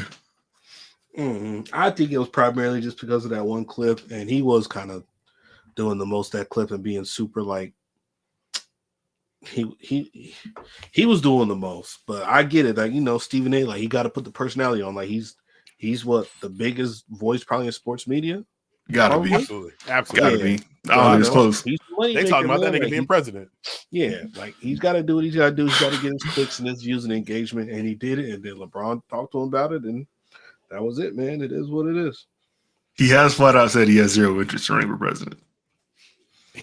I feel like when he says it, he goes, listen, I know that this is what the people want, but I'm not interested. I feel like that's what The Rock did. The Rock was like, I would never run for president. He talked about on the when he went on the Skip Bayless show, but he was basically saying like, I feel like I could beat whoever Trump puts out there, but at the same time, it's like I don't have any interest in doing that. If there's like a calling for my name or something like that, then yeah, we'll look at it. But as of right now, I don't have any interest in doing that. Don't say interest, nigga. Say qualifications. Stop minimizing the office of president. Why are we putting people in office who shouldn't be president? It is what it is, man. That's where we're at. This is so crazy that it's like actually credible every time around when celebrities like, I think I'm gonna run. Nigga, Linda McMahon runs the Department of Education. Yeah, I mean, like, look. Didn't she used to get rolled out in a wheelchair, or was that somebody else? That was her. That's fucking crazy. You say Trump's unqualified on paper as well, but it's like at the same time he's executing somebody's vision or his own vision in a way that we haven't seen a president do. Like it's I don't know if qualified is really the thing. If you can get up there and orate and have the back and forth and have the dialogue and win the debates and like be like a figurehead for folks, I feel like that's kind of what this country is going towards at this point. If you can get people to hate minorities, bro, you got a chance. Well, no, because we weren't having him and Kamala sit down and show their CVs and compare that. Like that would be like a blowout. Like Kamala pulled up her CV and people were like, "Shut up, bitch! You laugh weird." Yeah, like it ain't about that anymore. You gotta shake the crowd up one way or another. And I don't like it. I don't like. I mean, and I guess somehow this started with Obama because he was just like kind of cool. He had all the qualifications, but because he was cool, they were like, hey, just find somebody that people like and put them up there. We could do the rest of the work. And that's exactly what Trump is. Yeah. Yep. No, the Democrats are like, hey, we got this old nigga who can't see. You want that? Like, hey, nah, just go get some thick shit, put him on stage, and I'm voting. Let's get it. Fuck. We're never getting a woman president, bro. Nah, we will. I don't think so. Hey, we will, and she's gonna be sickening, and I think it's gonna be a Republican woman. That's what I've been saying. I think the first woman president's gonna be a Republican. Yeah, for sure. I think it's somebody who like looks like a Lauren Boebert, kind of like she got to have a very traditional American look, but she can't have no smut on her name. They don't want to hear nothing about you used to get naked. They don't want to hear nothing about you jacking people off in movie theaters. Bro, they don't give a fuck. The first lady has naked pictures on the internet. Yeah, they just act like that didn't exist though. But I think for people to vote in mass, she needs to be like Starlight from The Boys. Like you're a virgin, you're blonde hair, blue eyed, and you don't speak. I don't think you're thinking care about that shit, bro. Yeah, you're thinking about the that's how the Democratic side would vote. We want you to have a clean jacket. The other side, no, we want you to stand on this shit and execute this shit and everything else to get forgiven. I think you're right, but I think they hate women. So I'm just gonna keep going with my narrative because I think they hate women unless they're sucking dick or something. And I think the reason it'll happen on that side is just because our side's not going to demonize or knock a candidate for being a woman. So it's like they're not going to use that as a reason why she shouldn't be president. Yeah. Oh man, we're going to be very careful with how we talk about this individual, and it's going to play right into their hands. I don't even know why we're talking about this. We're never going to have another president again. Oh, you got another one coming. Trust me. Elon Musk is going to put a fucking automaton as our president. We're going to be fucked. His skin suit's going to expire before this. I hate that they made the MAGA hat black. I seen a nigga at Costco with that black on black hat where they're like, I can hide it now. Because you see, if you just see somebody in a red hat, you're like, ugh. And then it's like, oh, okay, that's an A's hat. Never mind, I'm good. But you just see that color and it gets you wrong. Now Elon Musk got he got a 10-gallon fitted cap on. Shit makes no sense. Yeah, man, nasty, bro. Crazy dick eater. Why he bring that little autistic baby that he didn't produce? Stop it. They're saying he's using the kid as a shield, though. Basically, that's like he takes the kid to everything so people don't go at him. And like, yo, my kids, what you doing? And fuck that kid, nigga. Don't hit him. He got kid with him. My apologies. Nah, hit him anyway, nigga. Hit him and that baby. It's not it, dog. If you're racist, bro, and your kids with you, we don't give a fuck. Fuck you and that kid. Yeah. I'll punch that kid's probably gonna be racist too. So fuck hey, dead ass. If somebody like called me the N-word in public, I'm punching them in their kid. Oh yeah. So this kid knows, hey, I'm gonna teach you hate, nigga. I'm gonna really make you racist. Good Lord. Yeah, you hate colors? Watch this. Give you a reason. I'm gonna give you something to cry about. Pussy. I'm gonna give you something to cry about. Crazy. You know. Oh my god. Yeah, almost said the word. Can't believe they're about to let me be somebody's parent. Oh, hey man. Salute, man. Oh fuck. We do it up. We running fades over here. We going to the park jumping niggas. Don't go to the Safeway parking lot. Try it. Fuck no, not the 38th one. Hey, I shouldn't reveal that. My family member of mine works at the Safeway over on 38th. He regularly has stories of like, yeah, security had to go beat some guy up in the parking lot, or security got beat up in the parking lot. They try to chase somebody down. People be living in their cars and shit. It's crazy up there. What would be the worst place to work security for in Tacoma? Oh, that Jack in the Box that was downtown, it's probably gone now. They just closed it like a year that ago. Shit was treacherous. That Jack in the Box, hey, that's a great pool. That Jack in the Box downtown was just in like, it wasn't a place where it's like, it's busy enough for danger to approach you, but not busy enough for you to get helped if danger does approach. Like, if a homeless person walks in and is like causing a ruckus, it's gonna take forever before somebody comes in to help. Like, you're where? Fuck. Yeah, and like you gotta get through like all those like the little transit center areas and stuff. Like the rail cars. It's right by the bus station. Yeah, honestly, I'm surprised that one was open as long as it was. Because who the fuck is going there? Who's ever in that area? Like, I've went through the drive-through one time. I've been through the drive-through a couple times for sure. Yeah. It just doesn't make any sense to go over there for that food. And then over by the Jack in the Box on 56 and Pacific, terrible. Hey, as a matter of fact, that's a great one. Worst place to work security, any Walgreens in Tacoma over the last 5 years. The one on 56 and Pacific, they had to close it. Niggas was shooting in the parking lot regularly. Every 6 months, somebody would pull up, attach a truck to the fucking gates, and rip the doors off and just go in and steal a bunch of shit. They had to regularly put up like false doors so they could rebuild their, like, you know, the whole, not just like the side door, but the whole glass panel that the side doors is attached to off. Niggas was wild like that over there. Yeah, like I shit you not, in the like 4 years that we've lived over here, 5 times I've seen that door ripped off. God, they just closed it altogether after there was a shooting in the parking lot. Like, yeah, no, they just had a police. There was always a police officer in that parking lot, and there's a police station down the street, and it still got active. It made no sense. They're running through that pharmacy. That's what it is, man. Don't ever order a prescription over there. I know Winco be active a little bit. I know they be They got hella security up at Winco now. Hey, Winco security looks like fucking SWAT. Damn, Yeah, like that. It's just a bunch of big niggas wearing them goofy ass 50 Cent vests. Yeah, they have a bunch of Samoans with a gun. I guess it's right down at the end of Hosmer though. So wearing a bulletproof because the police station is right there too by Wapato. Yep. Okay. Hey, yeah, we went to Walmart for the first time in a long ass time. The one over by Target on 19th, and they by both doors they got two security guards, but they're just off duty cops. What are y'all on? Strapped up. People be stealing, bro. We was in Walmart looking for stuff, and I was like, they just have to lock up random shit. They had the puppy pads, like out for a new. Why is that locked up? Why is flea and tick medicine locked up? Flea and tick, I get that. There's something I understand that it's probably like the high shrink items. There's just something that rubs me so wrong about like we'll leave the TVs out, but the laundry detergent and toothbrushes are locked away. Hey, no, whoever was putting out the videos of them like pouring one laundry detergent thing to the other one's like, hey man, they had open space in here. I'm trying to get my money for it. They fucked it up for everybody. Hey, that is exactly when they started locking that shit up too.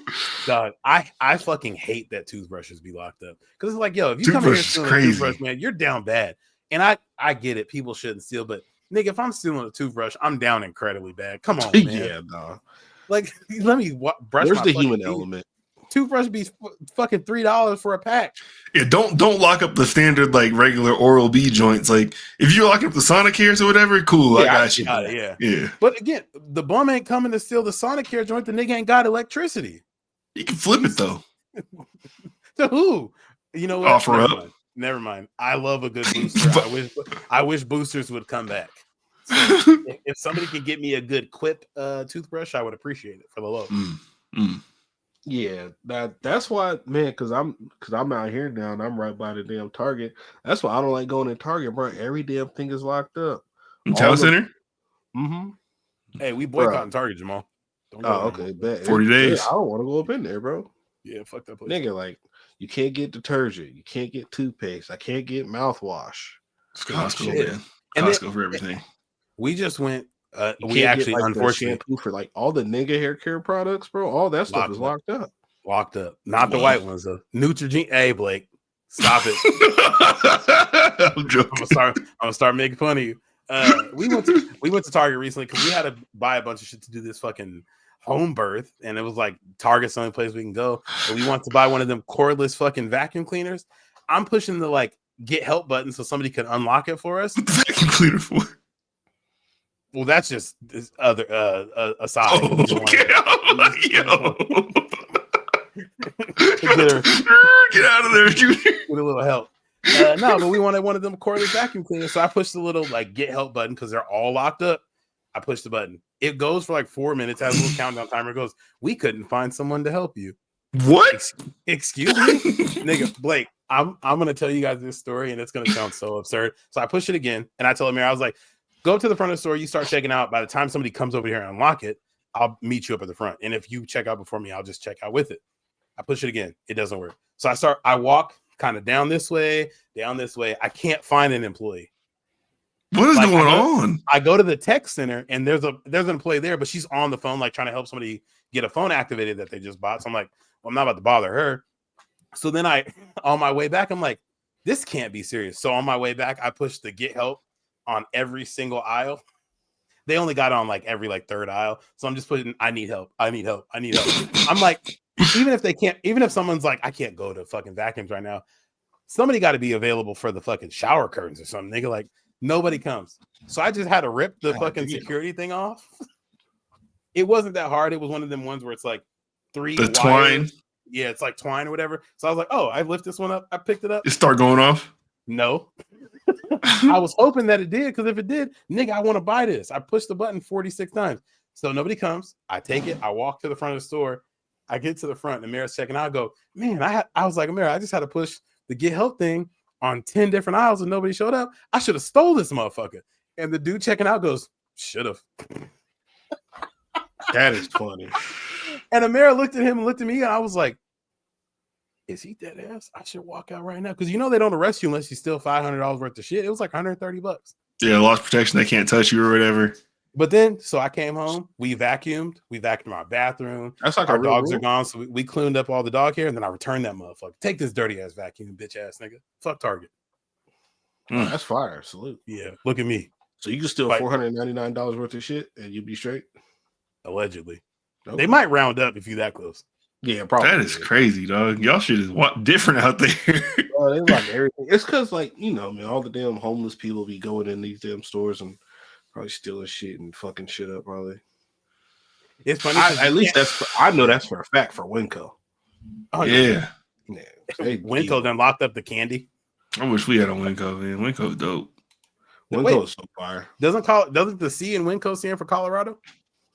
Nope. I don't think I so. thought it was for crib. I thought Winco was Washington, Idaho, Nevada, Colorado, It's Oregon. the first time hearing of this. Are you dead ass right now, or are you just? Yeah, I'm making pretty this sure up? that's what Winco stands for. Is the state that it's in. I've never heard this before. This nigga just made all of this up. Yeah, no, we are. Yeah. This is a big Hey. Kroger state. How smart do you niggas think I am that I could make that up? That He quick? definitely freestyled that. Yeah, no. Oh, it's California, not Colorado. Yeah, they have Arizona, California, Idaho, Montana, and Nevada. But yeah, no, look up what Winco stands for. You said Washington, Idaho. Let me see. Winco abbreviation. Oh. Hey, I seen it on Twitter once and I got fooled. It says Winco. It says Winco stands for winning company. The fuck out of here. All right, man. Hey, but no, I dead ass heard that it was like all the. Oh yeah, it's a. Oh, in 1999 there was an adopted fun fact that Winco is an acronym for the states that it operates in. So that's like a widely known thing, but not official. Yeah, some boogeyman shit. I was like, damn, I know I didn't make that up. I ain't that smart. That's funny as hell. Wish y'all luck with that. Yeah, Y'all right. think Disney fucked up by not putting actual dwarves in Snow White? They're getting some heat for that. They got Yes. CGI dwarves. Yes, absolutely. Absolutely. They said Peter Dinklage was the person behind why they didn't get the jobs too. It's hella What? fucked up. King Dwarf. Well, he's why they didn't get it. I know he made a comment about it, but I didn't know he was like directly responsible. He was basically saying like, "Hey, y'all made the choice to be inclusive and like changed. You got Snow White's of Latin heritage inside this one, but rather than hire dwarf or actor for dwarfism, y'all chose to go the CGI route. It's like you gonna do it on this side, but not do it on this side. Like, what's going on? He's got a point. Not gonna lie. Yeah." Okay, hold on. I only seen somebody's tweet about it. I didn't look into it. Peter Dinklage. And I guess like there's still like some tropes that are being used of like I didn't know this was a thing, like I don't even know what the right word for it, but apparently like it's a bad thing about dwarves if like you have them living in caves and artistic depictions. I see how that could be a little problematic. Yes. I didn't know. I mean, where did you think Happy and Sleepy lived? But it's a movie. That's like saying making any movie with black people is bad because you made the niggas poor. They make us poor in every goddamn show they put us in.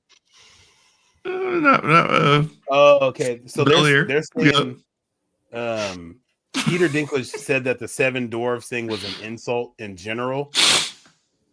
And that's why they think people are speculating that they went with CGI because he's the one that said it's offensive to make us act in this way. What? That is not the article I read from him earlier. That's okay. Yeah, it says it makes no sense to me. You're progressive in one way, but you're still making that fucking backwards story about 7 dwarves living in a cave together. Have I done nothing to advance the cause for my soapbox? I guess I'm not loud enough. I think that's the thing is the cave. Yeah, the cave is bad.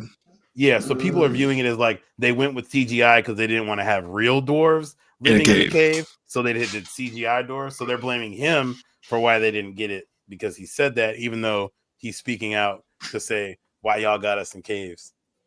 Stop putting us in caves. So interesting. They put fake people in caves. I didn't know that there was such a deep history of dwarves in caves. I didn't know that.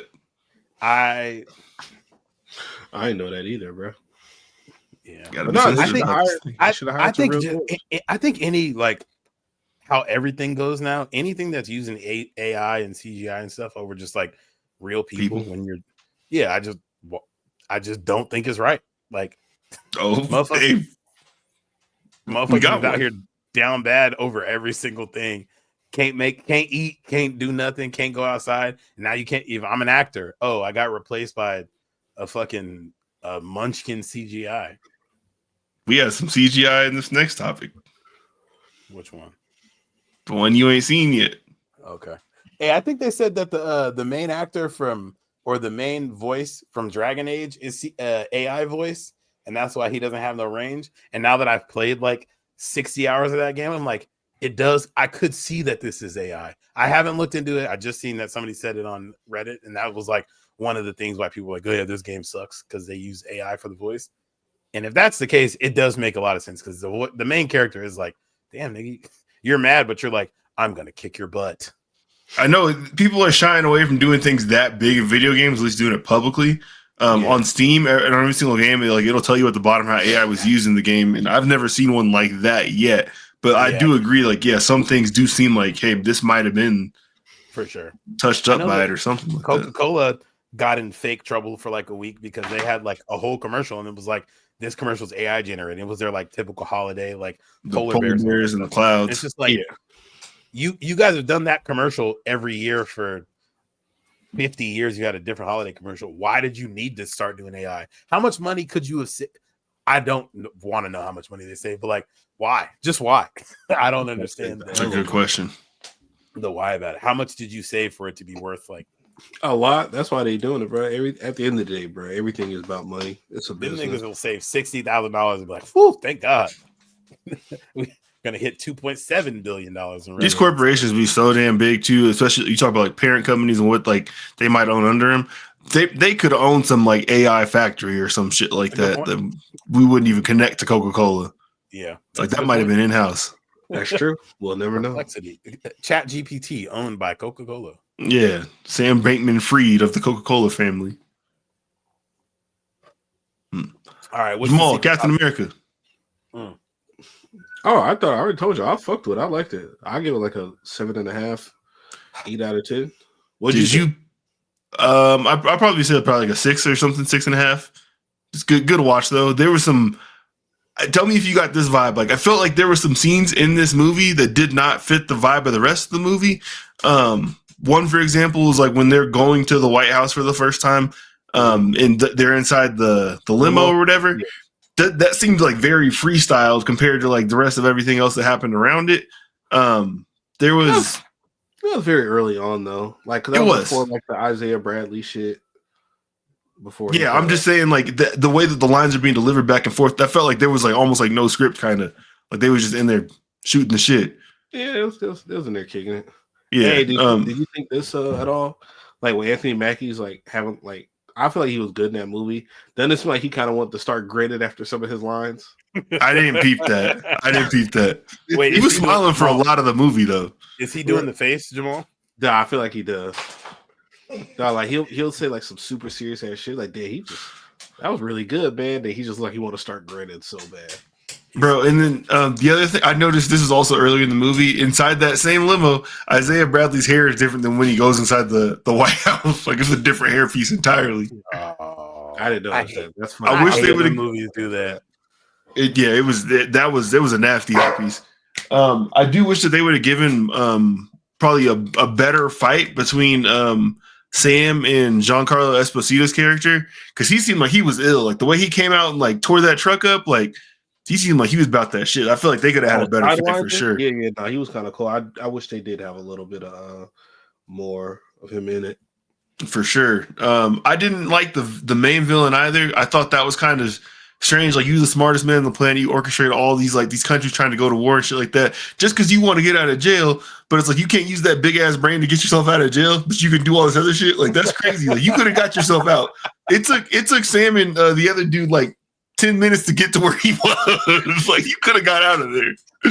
All you needed was some bolt cutters, dog. You couldn't orchestrate some bolt cutters. Like that's crazy. Point, man. He had an intricate plan in it. It went to a T. That's funny as fuck. This nigga won a 28-minute movie. Hey Jamal, I haven't watched most of the MCU stuff post Doctor Strange. But someone said that they feel like the MCU is trying to rush to the next like major thing, like the Doctor Doom stuff, and not building up in the same way that they did with Thanos. Do you agree with that? take on it because I feel like the John it's coming quicker. Thing. I feel like it's coming quicker, but they also have put out just like 10 times as much content as they used to. Like everything used to be one movie that led up to, you know, the big Avengers movie or, you know, one movie a year leads up to this big one. But now it's like every year I feel like we get two Marvel movies probably and 2 Marvel shows, which all kind of advance or are supposed to advance the storyline. Some of them just be like not related at all or like tangentially related kind of stuff. So I felt like it was like, it does seem like they're rushing to get to the next major event. Like they're rushing to get to the next Endgame kind of thing or Civil War kind of thing. But they're also just putting out so much stuff. It's like they're getting it. Well, I think I'm trying. Well, the rumor is like the next. Well, obviously we know like the mutants are going to be a part of the next saga. Because at the end, did you ever watch the Marvels? No. At the end of that, they show Photon's mom. She was at the X Mansion with Beast. With Beast, okay. And like another Photon, the black chick, and her mom was in the hospital during Wanda. Mm-hmm. Okay. Yeah. No, I think I'm out on the MCU at this point. I'm just like a combination of 10 movie and shows behind that. It's like I'm never fucking catching up with that shit at this point. And it's so much. I'm not. So you didn't watch Daredevil? No, I haven't. I might certain stuff like I watched Moon Knight and I didn't really give a fuck about any of that stuff because the show be good. I might watch Daredevil because the clips I've seen of that nigga beating ass. Kind of just want to see some good like fighting on TV. Maybe you ain't gonna get it. We had a whole episode of him in the court. You ain't gonna get it. But nigga, I haven't watched that. I'm not trying to watch yet. that. I haven't watched episode 3 yet. One or two episode 3. He's in the court the entire time.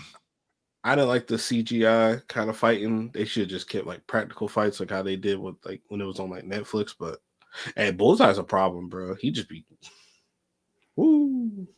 So the last time you gonna see him fight, that's it. We made him tuck his tail. It's like I can't fight no more, man. No, it's like Foggy. You sound like talking about man. I'm talking about Bullseye. I know. I'm saying Bullseye made him tuck his tail.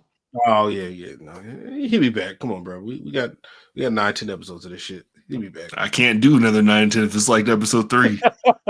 Hey, isn't this one like 18 episodes this season? Nah, it was supposed to be. It's 9 episodes, I think. Jesus Christ.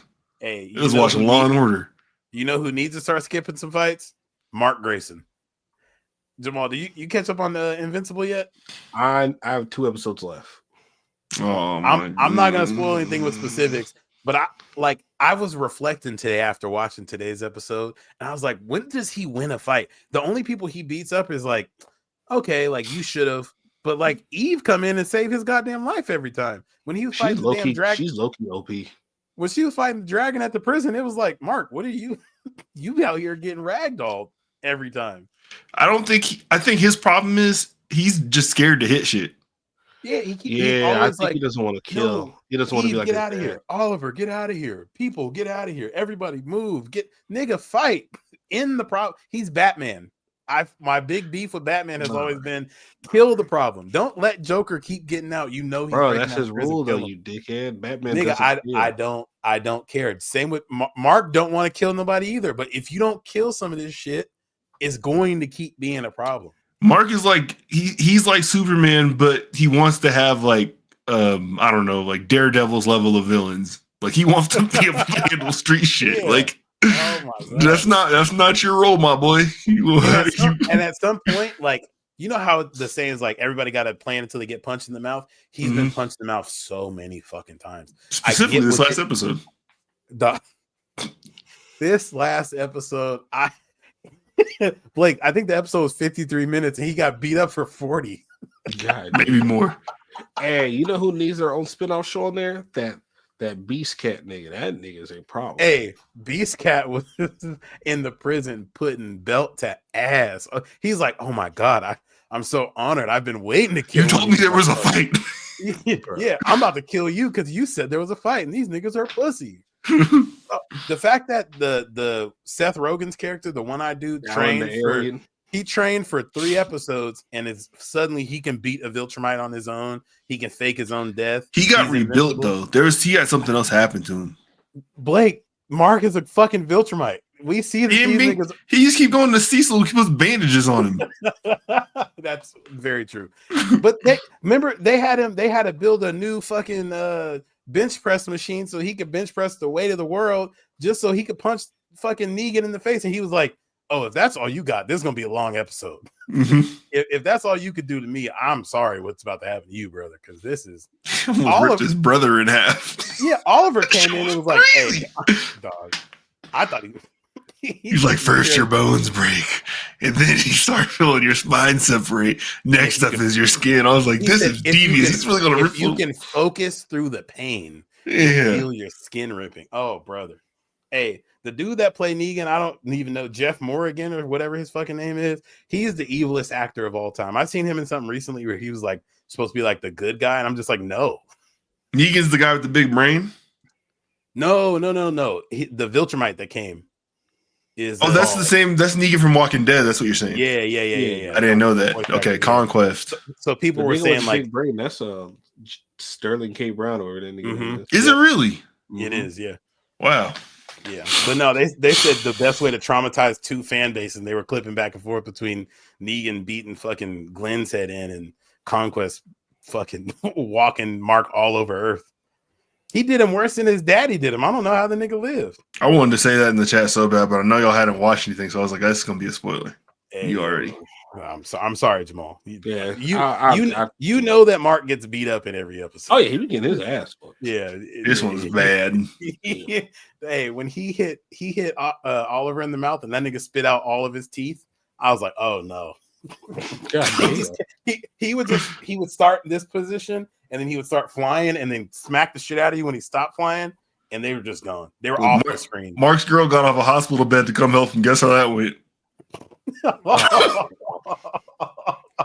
He fucked the evil again. Look, man, look, you gotta watch. God damn, bro. All right, I definitely finish up this weekend. They're like, hey, you can't go. She's like, doesn't look like I need to walk. Yeah. You might. Hey, Eve's dad's a hoe ass nigga, bro. He just mad. He's terrible. I can't. Mad. Don't use your superpowers to pay my rent. Fucking broke ass nigga. Get your money up. Anyway. Okay. What was this question? I feel like we could talk that was about me. This, I just talk about this. Let me talk about this for a little bit. I just wanted like your guys' like general opinion or impression if each one of these leagues, whether you feel like they're trending upwards, trending downwards, getting better, getting worse, type of deal. I had the thought earlier today that the current NFL is like the most entertaining football that I've like been able to watch in my entire life. But then I obviously don't feel the same way about the NBA. But let's talk about just kind of saying, like, do you think getting better or worse for each one of these leagues? So start with the NFL. Do you feel like they're trending upwards or like downwards? Up. Gotta be trending upwards, yeah. So far up. Yeah, I think the changes they've made to the rules to like let the scoring happen and all that type of shit has definitely made things like way more fun. I feel like, and obviously this is partially being facetious because I think this year's draft, the top 11 picks all won 4 games this year. But I just feel like even in a lot of these games where it's like really shitty teams, you just get to see some good shit. And crazy athletes.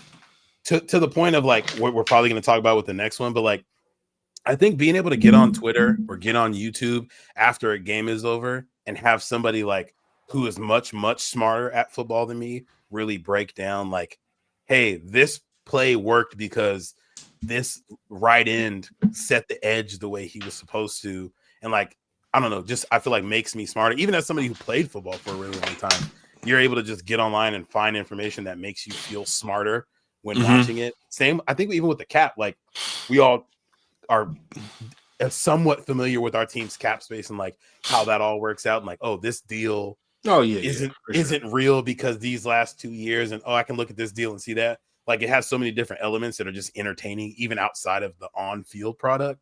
Yeah, they're cooking. It's hard for it to not go up. I wish them niggas had better like money.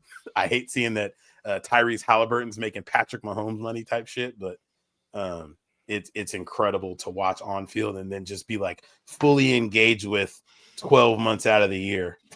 Yeah, they definitely have done a good job making it an entire cycle. I think It's interesting to me too that they are still finding like new plays to come up with and all types of shit. Like people are still being innovative in like I feel like football it might be harder to do that, but they keep on finding ways to do cool shit. So I don't know. Yeah.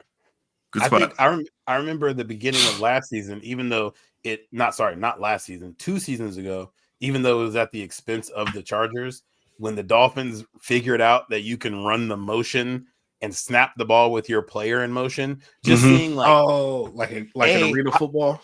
Yeah, basically, like that fucked my team up. But by like week 6 of that year, every team in the league had some version of like that kind of play. Yep. And then by the next season, that shit didn't work anymore because now defenses know like, nah, we're just gonna like stack our defense in this way where if you do that, we got somebody waiting here. You're gonna run into a wall.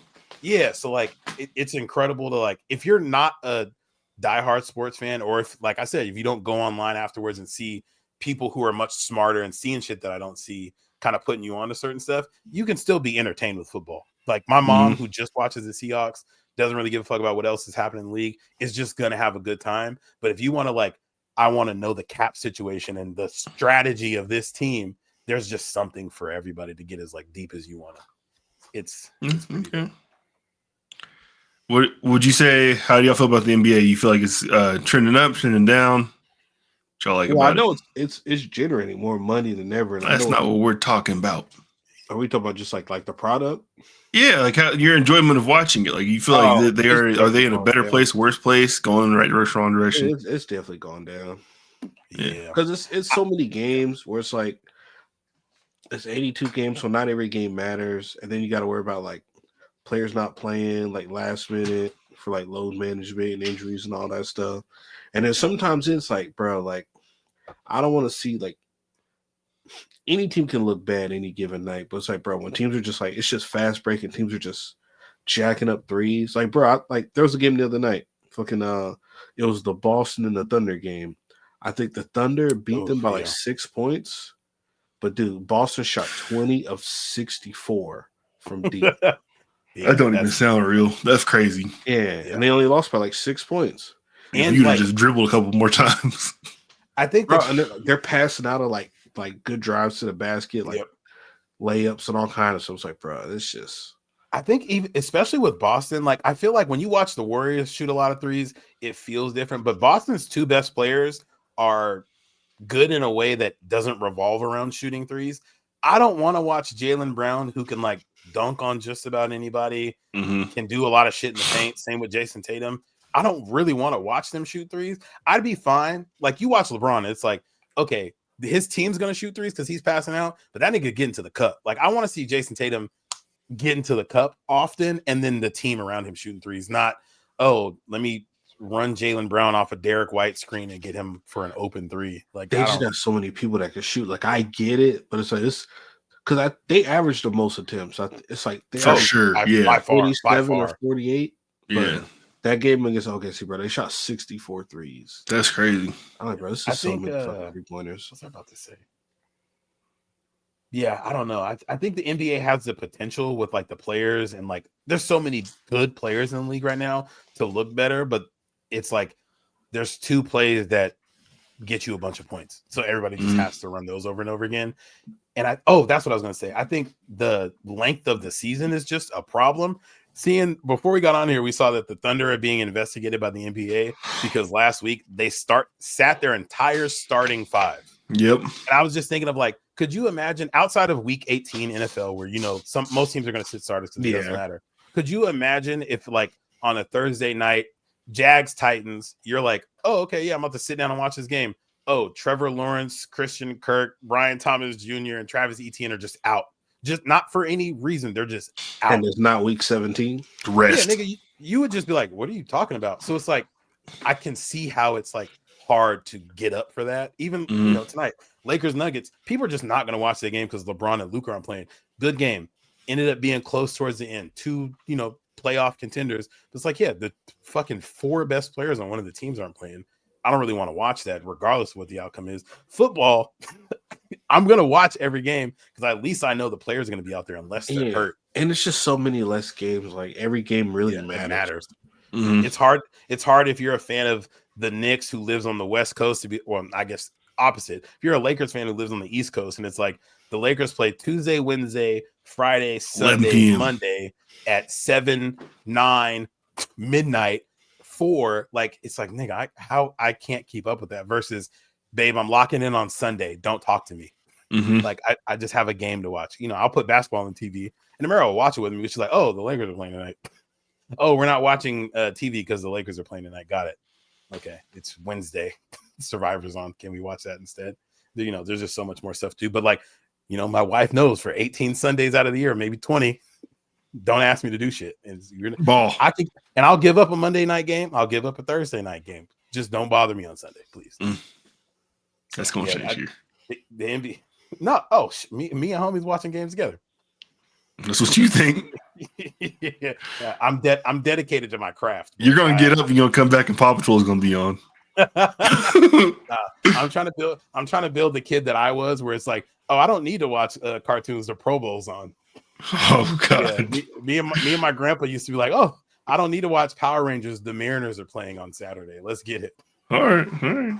I do feel like the NBA is trending down, but I feel like they're about to turn it around here in a little bit, just because I feel like such of their main star power is all up there in age. There's at least the 3 biggest names still. They're going to move on. Things have got to shift. Things got to change. We have teams like Cleveland that are young and exciting. We have the Thunder who are young and exciting. We have Boston still the fun. Like Boston, yeah, but I think I like Boston most nights. Sometimes they definitely do fall for the 3 a bit too much. I like Detroit; they're young and exciting. I think there's a lot of like talent that is ready to start taking the next step inside the league, and I think we're getting close to that happening. I will say though, like when I was thinking about this earlier today, I didn't ask you guys this, but like my golden era of NBA basketball for my life would probably be, I want to say like Big 3 Celtics to maybe like LeBron winning in 2016. Yeah, just probably the same for me. I completely agree. Yeah. Yeah. Sure. So, and I don't know what it was about necessarily that era, like what things were unique to it. I mean, I feel like maybe star power was a little bit concentrated through that whole entire run for sure. Because like once the Big 3 Celtics happened, everybody tried to chase that and build their own version of it. The brand of basketball that was being played was dope. There was threes were still flying. Steph hadn't really had his influence kick off to the point where everybody's trying to mirror him, which I think is what's going on now. But it's I don't know. There was definitely good basketball through that run right there. I think something that I see people point out a lot is it was the variety of the game that we got. Like if you watch an Orlando Magic game in 2011, that looks drastically different than watching a Dallas Mavericks game. Those teams are kind of built similar, but like it just looks so much different because like, hey, Dirk is really good at the mid-range. We need niggas that are good at that and like further out. Dwight's really good in the paint. We need a bunch of niggas that are good at that and then further out. But now it's like everybody has to shoot threes, and that's where we start. If you are Anthony Davis, like it's unfortunate that the league gets covered to the point where they're only talking about that. But they're at the All-Star game and Kevin Hart's talking about, I don't want to see Karl Anthony Towns shooting threes. But like, it's a good thing that Karl Anthony Towns can shoot threes. But 100%. In your golden era that you're talking about, if Karl Anthony Towns was in the league, he would shoot some long twos and some threes. But that nigga would be in the paint going crazy. You would just have a dominant big man who could do all the Dirk stuff. Even seeing somebody who like Brooke Lopez, who was played in that era and is playing now, this nigga's a 43% three-point shooter. He's a completely different player than he was. He's threes and blocks now. That's it. His brother can't even play basketball no more because he was like, oh, I'm just going to keep blocking the ball. Doesn't matter. We don't need a nigga that can block the ball. We need you to shoot threes. I believe Brooke Lopez is still the all-time lead scorer for the Nets, which is crazy because he hasn't been there forever. Yeah. Shit, nobody's been there forever.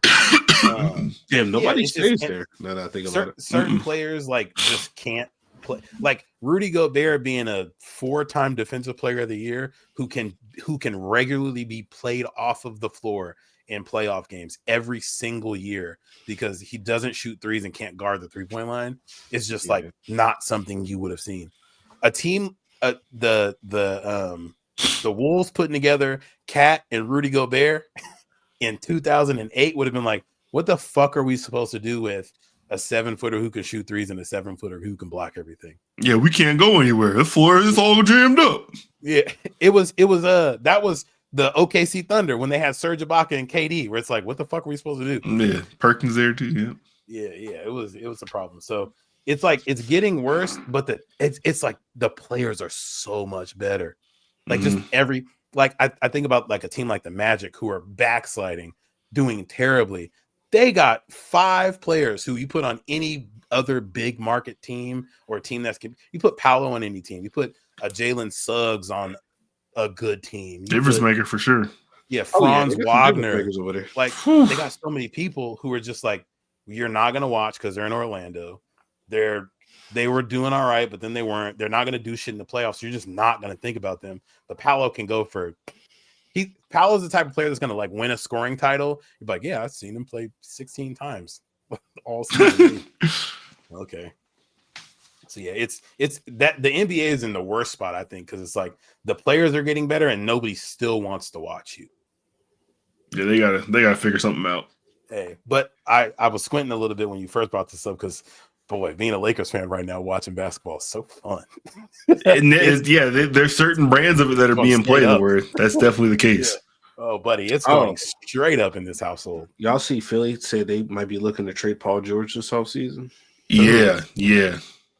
Good luck. With that contract? It can happen. Oh, it can, yeah, for sure. I don't ever, Blake, I feel like you say this a lot with NBA trades, and I don't ever want to argue against you because you're right and players do get traded. It shouldn't happen. Like, it just because the team that does trade for Paul George shouldn't. It's going to be the Hornets. It's going to be a team that the Hawks, somebody who just shouldn't do it, but they're probably going to. You're absolutely right. If I am the Hornets, though, in like one of the major criticisms about my star players has been immaturity. Bringing in a vet who has been a star in the league prior to this, like he don't even got to go down there and help them like necessarily become anything as far as winning goes. But I think he's probably a good example of being a pro. Like that might be enough, and you might be able to pick up assets by taking him in a trade just because that contract is so poor. You're saying that Kyler Murray Sr. is the definition of a pro. They had to be like, hey, can you stop doing this fucking podcast, bro? Can you please stop? He ain't perfect. He ain't perfect. But he did it at a high level for a long time, man. He done seen some things. Hey, is Paul George a Hall of Famer? I have no idea. He's getting in the Hall of Fame. I fucking hate that. Because like once you get like 5 or 6 All-Stars. And then, like, I'm pretty sure, like, actually, I'm sure we've done this topic on Paul George before. I fucking hate that he's a Hall of Famer. Yeah, because it's like, he could just be DeMar DeRozan's getting in the Hall of Fame, and I feel like he's more accomplished than DeMar. Yeah, DeMar DeRozan's around for a long time, sure. Bro. He's got 5 third-team All NBAs, 1 first team, 9 All-Stars. 2 defensive first teams, 2 second team defenses, most improved. Yeah, no, he's going to the I need to pull something up because I don't know. I can't just hear you say he's more accomplished than DeMar DeRozan and believe it. You might be right. Nigga, I know I'm right. You should know DeMar DeRozan. Yeah, he ain't. I mean, he's made a lot of baskets, but he really ain't been around for much of nothing. He went to he led a team to multiple Eastern Conference Finals, didn't he? I don't know about getting them to the Eastern Conference Finals. Nigga, they used to get bounced by Bron, nigga. And LeBronto. DeMar DeRozan. Yeah. Paul George only has 1 first-team All-NBA. Stop, dude. You got to think about it. Like, the other people that his position, he's not going to get it over KD or Bron. Yeah, that's true. Damn. Or Kawhi. Yeah. Stats. Oh, Jesus Christ. This nigga DeMar is a terrible 3-point. Stats-wise, they're pretty similar until you look at their like Vort. Yeah. Paul George, not the Vort. Better. Yeah. No, Paul George is better. That's how I know it's like this nigga's wrenching in Vort. Mm-hmm. It's on player comp. Go back to work. Okay. He learned Vorp now. He brought VPA the other week against me. Hey, I hella be thinking to myself like, damn, I should be going to work. When I sometimes we'll just be in the chat and I'm just arguing with niggas because I'm like, I literally don't have anything else to do. That's me. Like me and Amara just sitting around waiting to start doing something for the last 2 weeks. The house is so clean, it can't get any cleaner. We're running errands that don't exist anymore. So I'm just like, I can't wait for somebody to bring something up in the chat, dog. I'm tired. I need to argue about something. I be arguing points that I don't believe.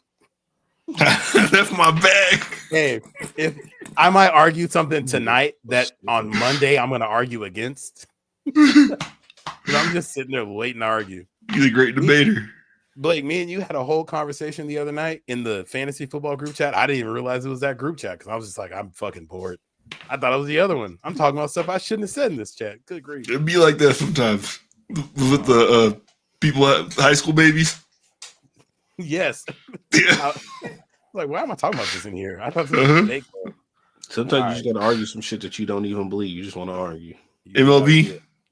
I think the MLB is kind of in the same position as the NBA, getting better and getting worse. We're like, hey, 6 teams are so fun to watch. The World Series last year was incredibly fun to watch. I don't give a single fuck about what. I don't care if the Dodgers hit 400 home runs in a game in June. Like, you just cannot make me care. I'll go to a Mariners game. It's May, the sun's out, and the roof is open. I'm not watching a single fucking second of them play the White Sox. Like, there's just like, you can't make me care. But once it's time to care, boy, that shit's fun. I think it's like baked into the formula of the MLB that you're actually not supposed to care about any of that stuff. I think their game is built around the stars in the playoffs, and I feel like their batch of stars are as exciting as they've been in a long time. Absolutely. From the freak athletes that they have to the things that, like, people are doing things that we've never seen. God damn it. We've never seen before, like a Shohei Ohtani, Paul Skeens doing what he's doing, Ellie De La Cruz, the other De La Cruz on the Pirates. Like, there's just lots of exciting things going on within baseball right now that I feel like as long as these teams can actually be competitive and be there in October, I think they're only going up. Like I said, I don't think you're supposed to care about the 162. That's like if you wanted to go have some popcorn or Cracker Jacks or hot dogs or whatever the fuck, it's there for you. But it's about what happens in the postseason, and they're definitely going the right direction for that.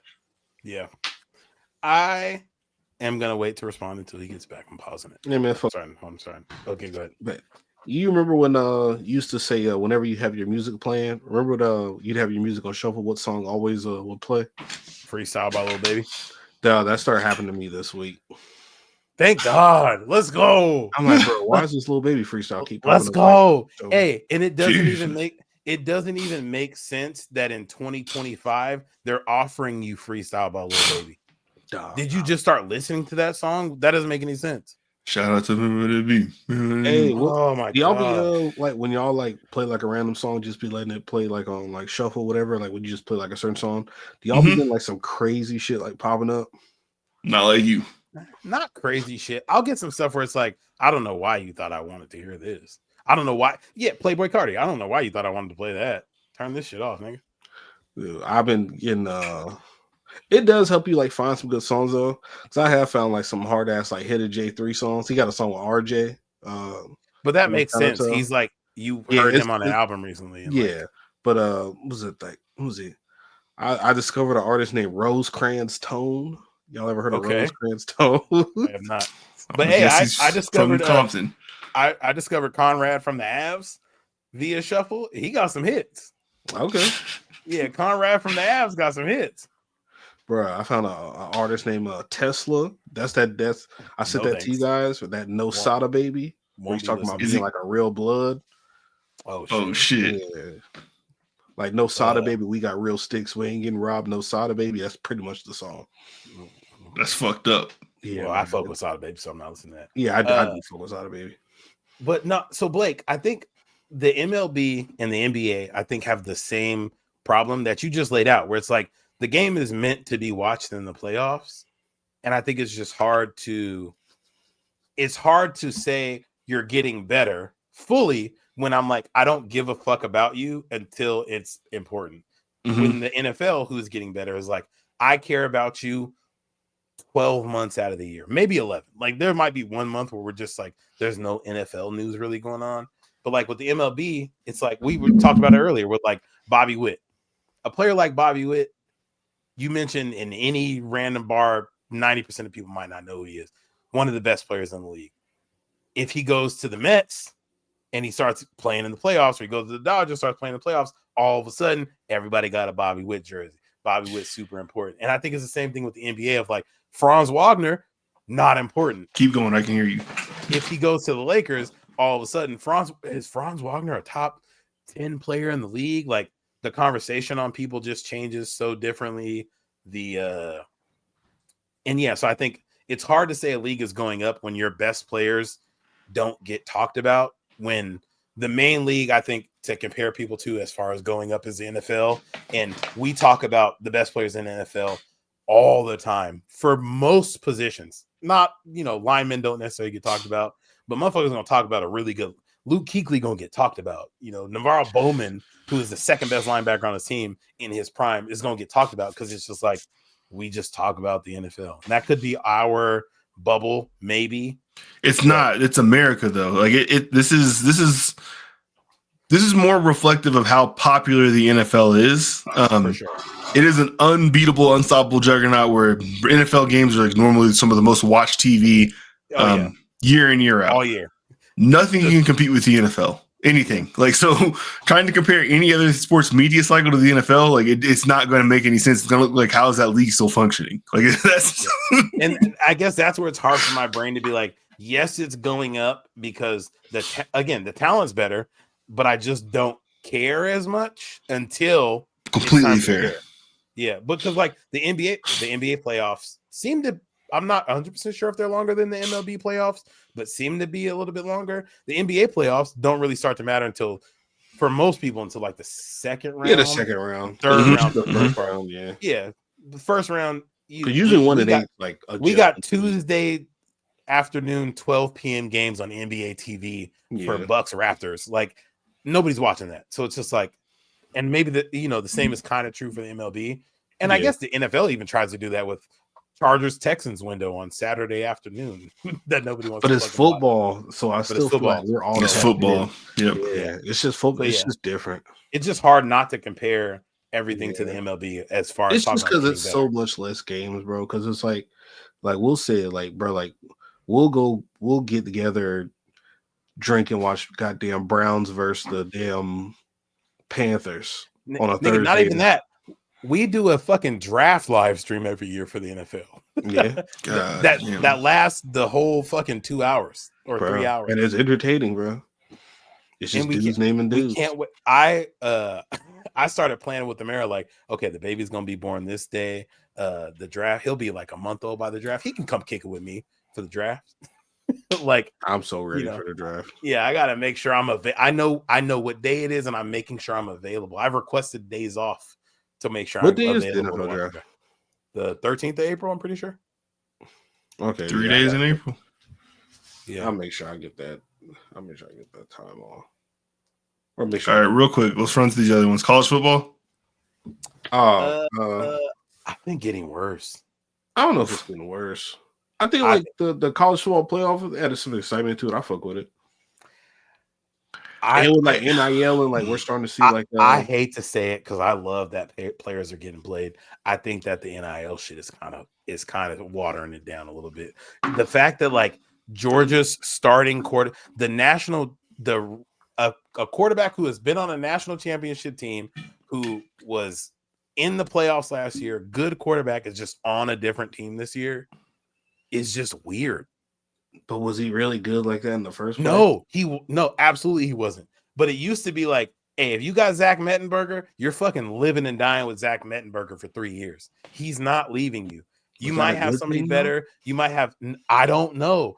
It felt better. I don't know if it is better, but it felt better. I don't want to see Quinn Ewers didn't. I don't want to see Quinn Ewers play with 2-3 teams. Kind of weird. We didn't. I know. It's weird that he went to one school and was like, I'm about to leave, actually. I think the NIL thing is like, I don't know. It's just making it weird. The way in which players move around. The what's old boy from USC, the D lineman Bear Alexander? Yeah, his like fourth school. He's been in that many schools? I'm pretty sure. Or 3. I know you're talking about, but I ain't really followed him like that. I don't know. It's just kind of weird that like a player like that. Like, could you imagine back in our heyday, Percy Harvin went to 3 schools? Nah, but it's a different time now, bro. It's a different era. It's just weird. That's why I think it's getting worse. And I don't like. Again, I like that players are viewership getting is paid. up though, man, and its viewership is at an all-time high. I'm sure. I'm pretty sure it's making more money than ever. I'm sure it's making more money than ever. I don't care about the viewership, but I would be interested if viewership is actually up, like week to week, not the playoffs. I know everybody's watching the playoffs because same with all these sports. Like once the playoffs kick off, everybody's watching. You might not even like college football and you're watching it, but I'd be interested to see if viewership's actually up. I didn't answer earlier. I think it's getting better. I do think we are in a weird transition period where there's a lot of shit that we don't have to get used to, but it's just the new format of things. But I do think it's getting better because, like a team like, let's say Boise State from this past year, had Ashton Jeanty on it, who's a super exciting player, but ultimately in any normal format that we've been used to for our entire lives, that person would not be involved in postseason football.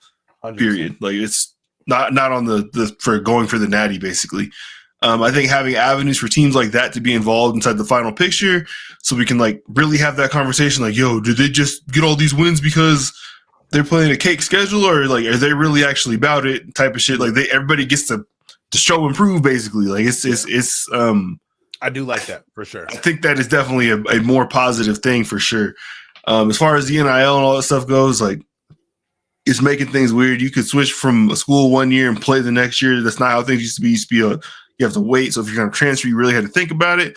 But it ultimately, like, who was it? Kyle McCord, I believe. He was the quarterback at Syracuse this past year. Prior to that, he was at Ohio State and kind of got forced out of there. That story really stopped being important when he started balling at Syracuse. Like, it was more so like, hey, have you seen the Syracuse QB? So I feel like as long as we're getting to see good ball, how it happens is less important. So that's the fact, bro. I do, Blake. I think you make a really good point there, where it is like a transition period because the fact that fucking Cam Ward was at Wazoo last year, yes, Shedeur Sanders 2 years ago was at Jackson State. Like Travis Hunter was at Jackson State. Granted, he went there for a different reason; he didn't have to be there. But it is like, again, it's just weird. Like it is dope that you can be like, hey, I'm not that good at Ohio State, but I'm going to go crush for Syracuse. I'm not that good at Ole Miss, but I'm going to go to Ohio State and ball out. Mm-hmm. And now I'm actually getting drafted and, the talent is on display. It is cool that happens. It's just weird to have to deal with. So for me personally, it's getting worse because I don't know. I'm a boomer, I guess, on this topic, but I think once we're 10 years into transfer portal NIL, I'm not gonna give a fuck anymore. Yeah, because y'all can't just buy a natty anymore. Excuse me? Y'all are sanctioned university. Yeah, that's kind of crazy. Hey, LSU has won their natties with mostly Louisiana-based players on the team. Jamar Chase, Justin Jefferson was a legacy admission. Justin Jefferson was a fucking 2-star recruit, and his older brother just so happened to be asked for our team. He got to go there. Jamar Chase, he from Louisiana. Tyrann Mathieu, he from right up the street. Pat Pete, I think he from Florida, actually. But it don't matter.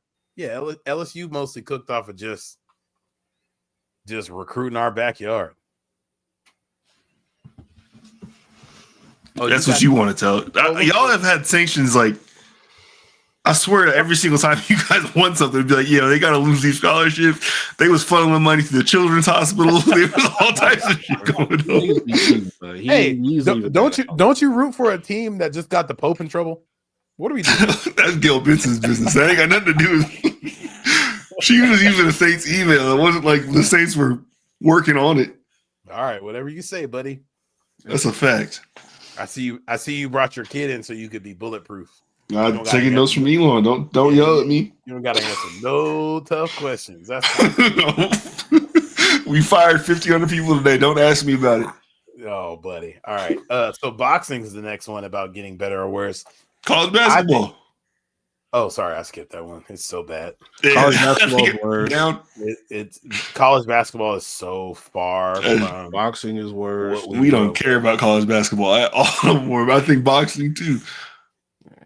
I think boxing has a couple names that will get people up for fights, and I think boxing is probably very similar to the NFL, where like you could probably just watch any top ranked fight that comes on a Friday night and see better boxing than you would see back in the day, but you just don't give a fuck about whoever these people are.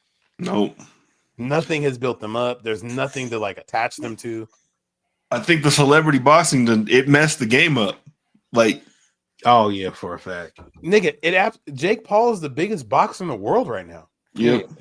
And we see a lot of them older guys. Like, man, well, like I know I started seeing it with some UFC fighters. Like they'll just start they'll win like their UFC match, and they're like in their press conference, they try to sell themselves and talk shit about a boxer and say, well, if they can really do this, and they'll fight me. Because I forget my man's name. He's a UFC fighter, but it's the white dude. He got like the pink braids, whatever. He was trying to Sean O'Malley. He's been trying to bait like Tank Davidson to a boxing match. He's like Tank Davidson, like, I'm not giving him. Sean O'Malley be beating ass. I don't give a fuck about him boxing. Yeah, I don't want him to box Tank Davis. I know you can't beat Tank Davis in a boxing match. This is hella anecdotal, but you know what I think helped kill boxing was COVID. Because, and not just COVID, but just like people being less social, because boxing, like fight parties just used to be a thing where it's like people who don't give a single fuck about boxing or MMA were like, oh, the homie's throwing a fight party this weekend, I'm just going over there. Somebody was buying a fight or somebody was streaming a fight and you were just going over there to kick it. Yeah, you might watch the fight, or somebody's on the grill, you outside drinking, doing whatever, but there was just always a fight on. And now it's like, I feel like, especially with UFC, how they've done it, it's just like every Saturday there is somebody's fighting. Oh, is this one important? Is this one not important? Oh, okay, this is two people I don't care about, or this is two people that are, not shit that I don't care about, when it felt like it used to be like every 3 months there was a big boxing card. I think the fact that we didn't replace Mayweather, like that's really it. Like, the American who was the best fighter in the world, we didn't replace that. Like, Mayweather, I think it moved from Mayweather to Canelo, and like I'm sure Canelo is him in Mexico, but just the simple fact that he's not like from here, we can't like necessarily connect to it the same way. The heavyweights, like most of them are from overseas. It just makes things different. It definitely was something to have Mayweather be one of us and be the best in the world. Like, I think it had a certain draw to it, and I think that's kind of what kept things moving. My family still will put together, fight parties, especially my god cousins will throw a fight party, but it's usually for a Tank fight. Devin Haney, he just got his ass whooped. We watched the fucking Ryan Garcia fight, and it was like, okay, well, we're not watching this thing again. So like, it'll be some smaller shit, but it's like, yeah, Floyd was like, everybody used to watch Floyd. If you weren't watching to see him beat some ass, you was watching to see him lose. Like it was, everybody had a stake in it. Yeah, it was mostly people. It was mostly them Americans that wanted to see him lose for real. And like the only people who want to see Gervonta Davis lose now is like straight people. Wait a minute, what? Nothing. He's just a little. You one of them. Hey, please, nobody tell him that I said that. Yeah, I'll let him know. No, please. All right. The last one you got is the Olympics. I think the Olympics is both.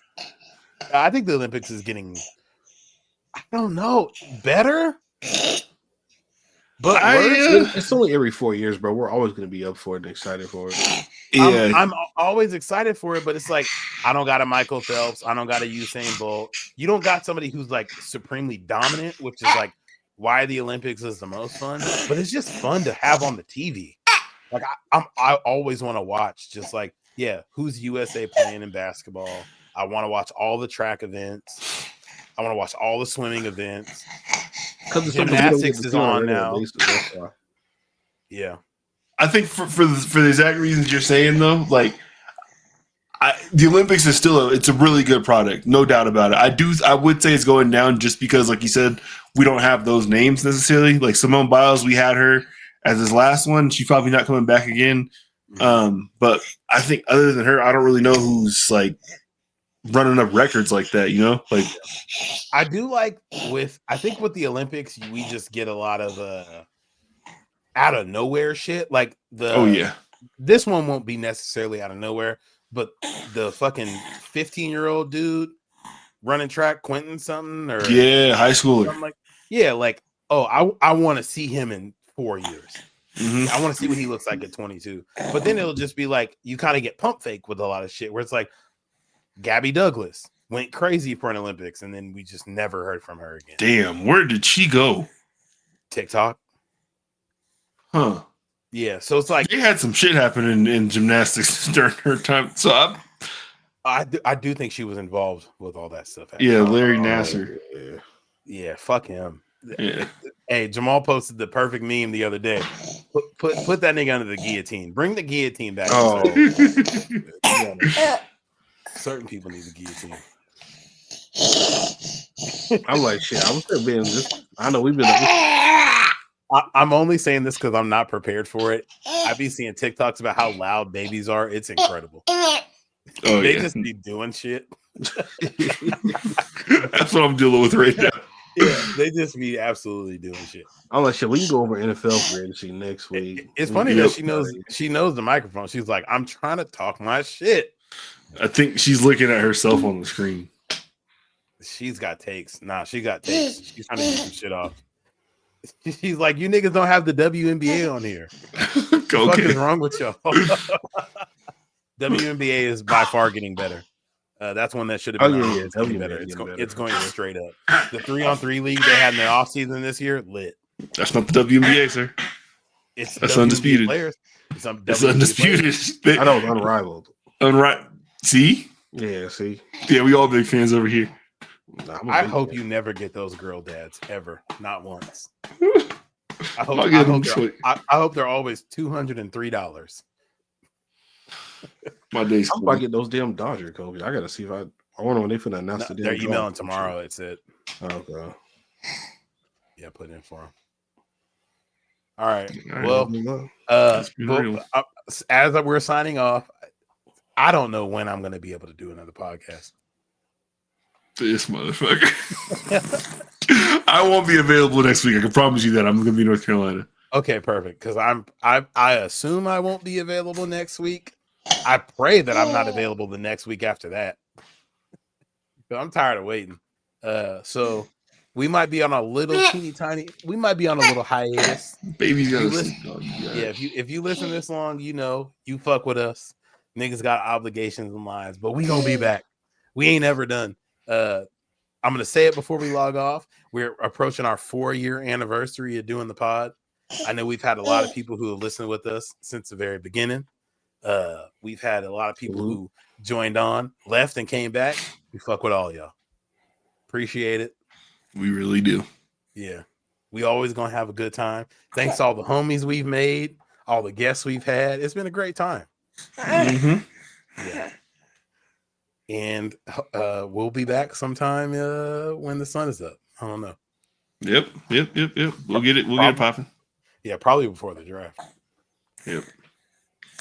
That's it for me. Episode 186 in the books.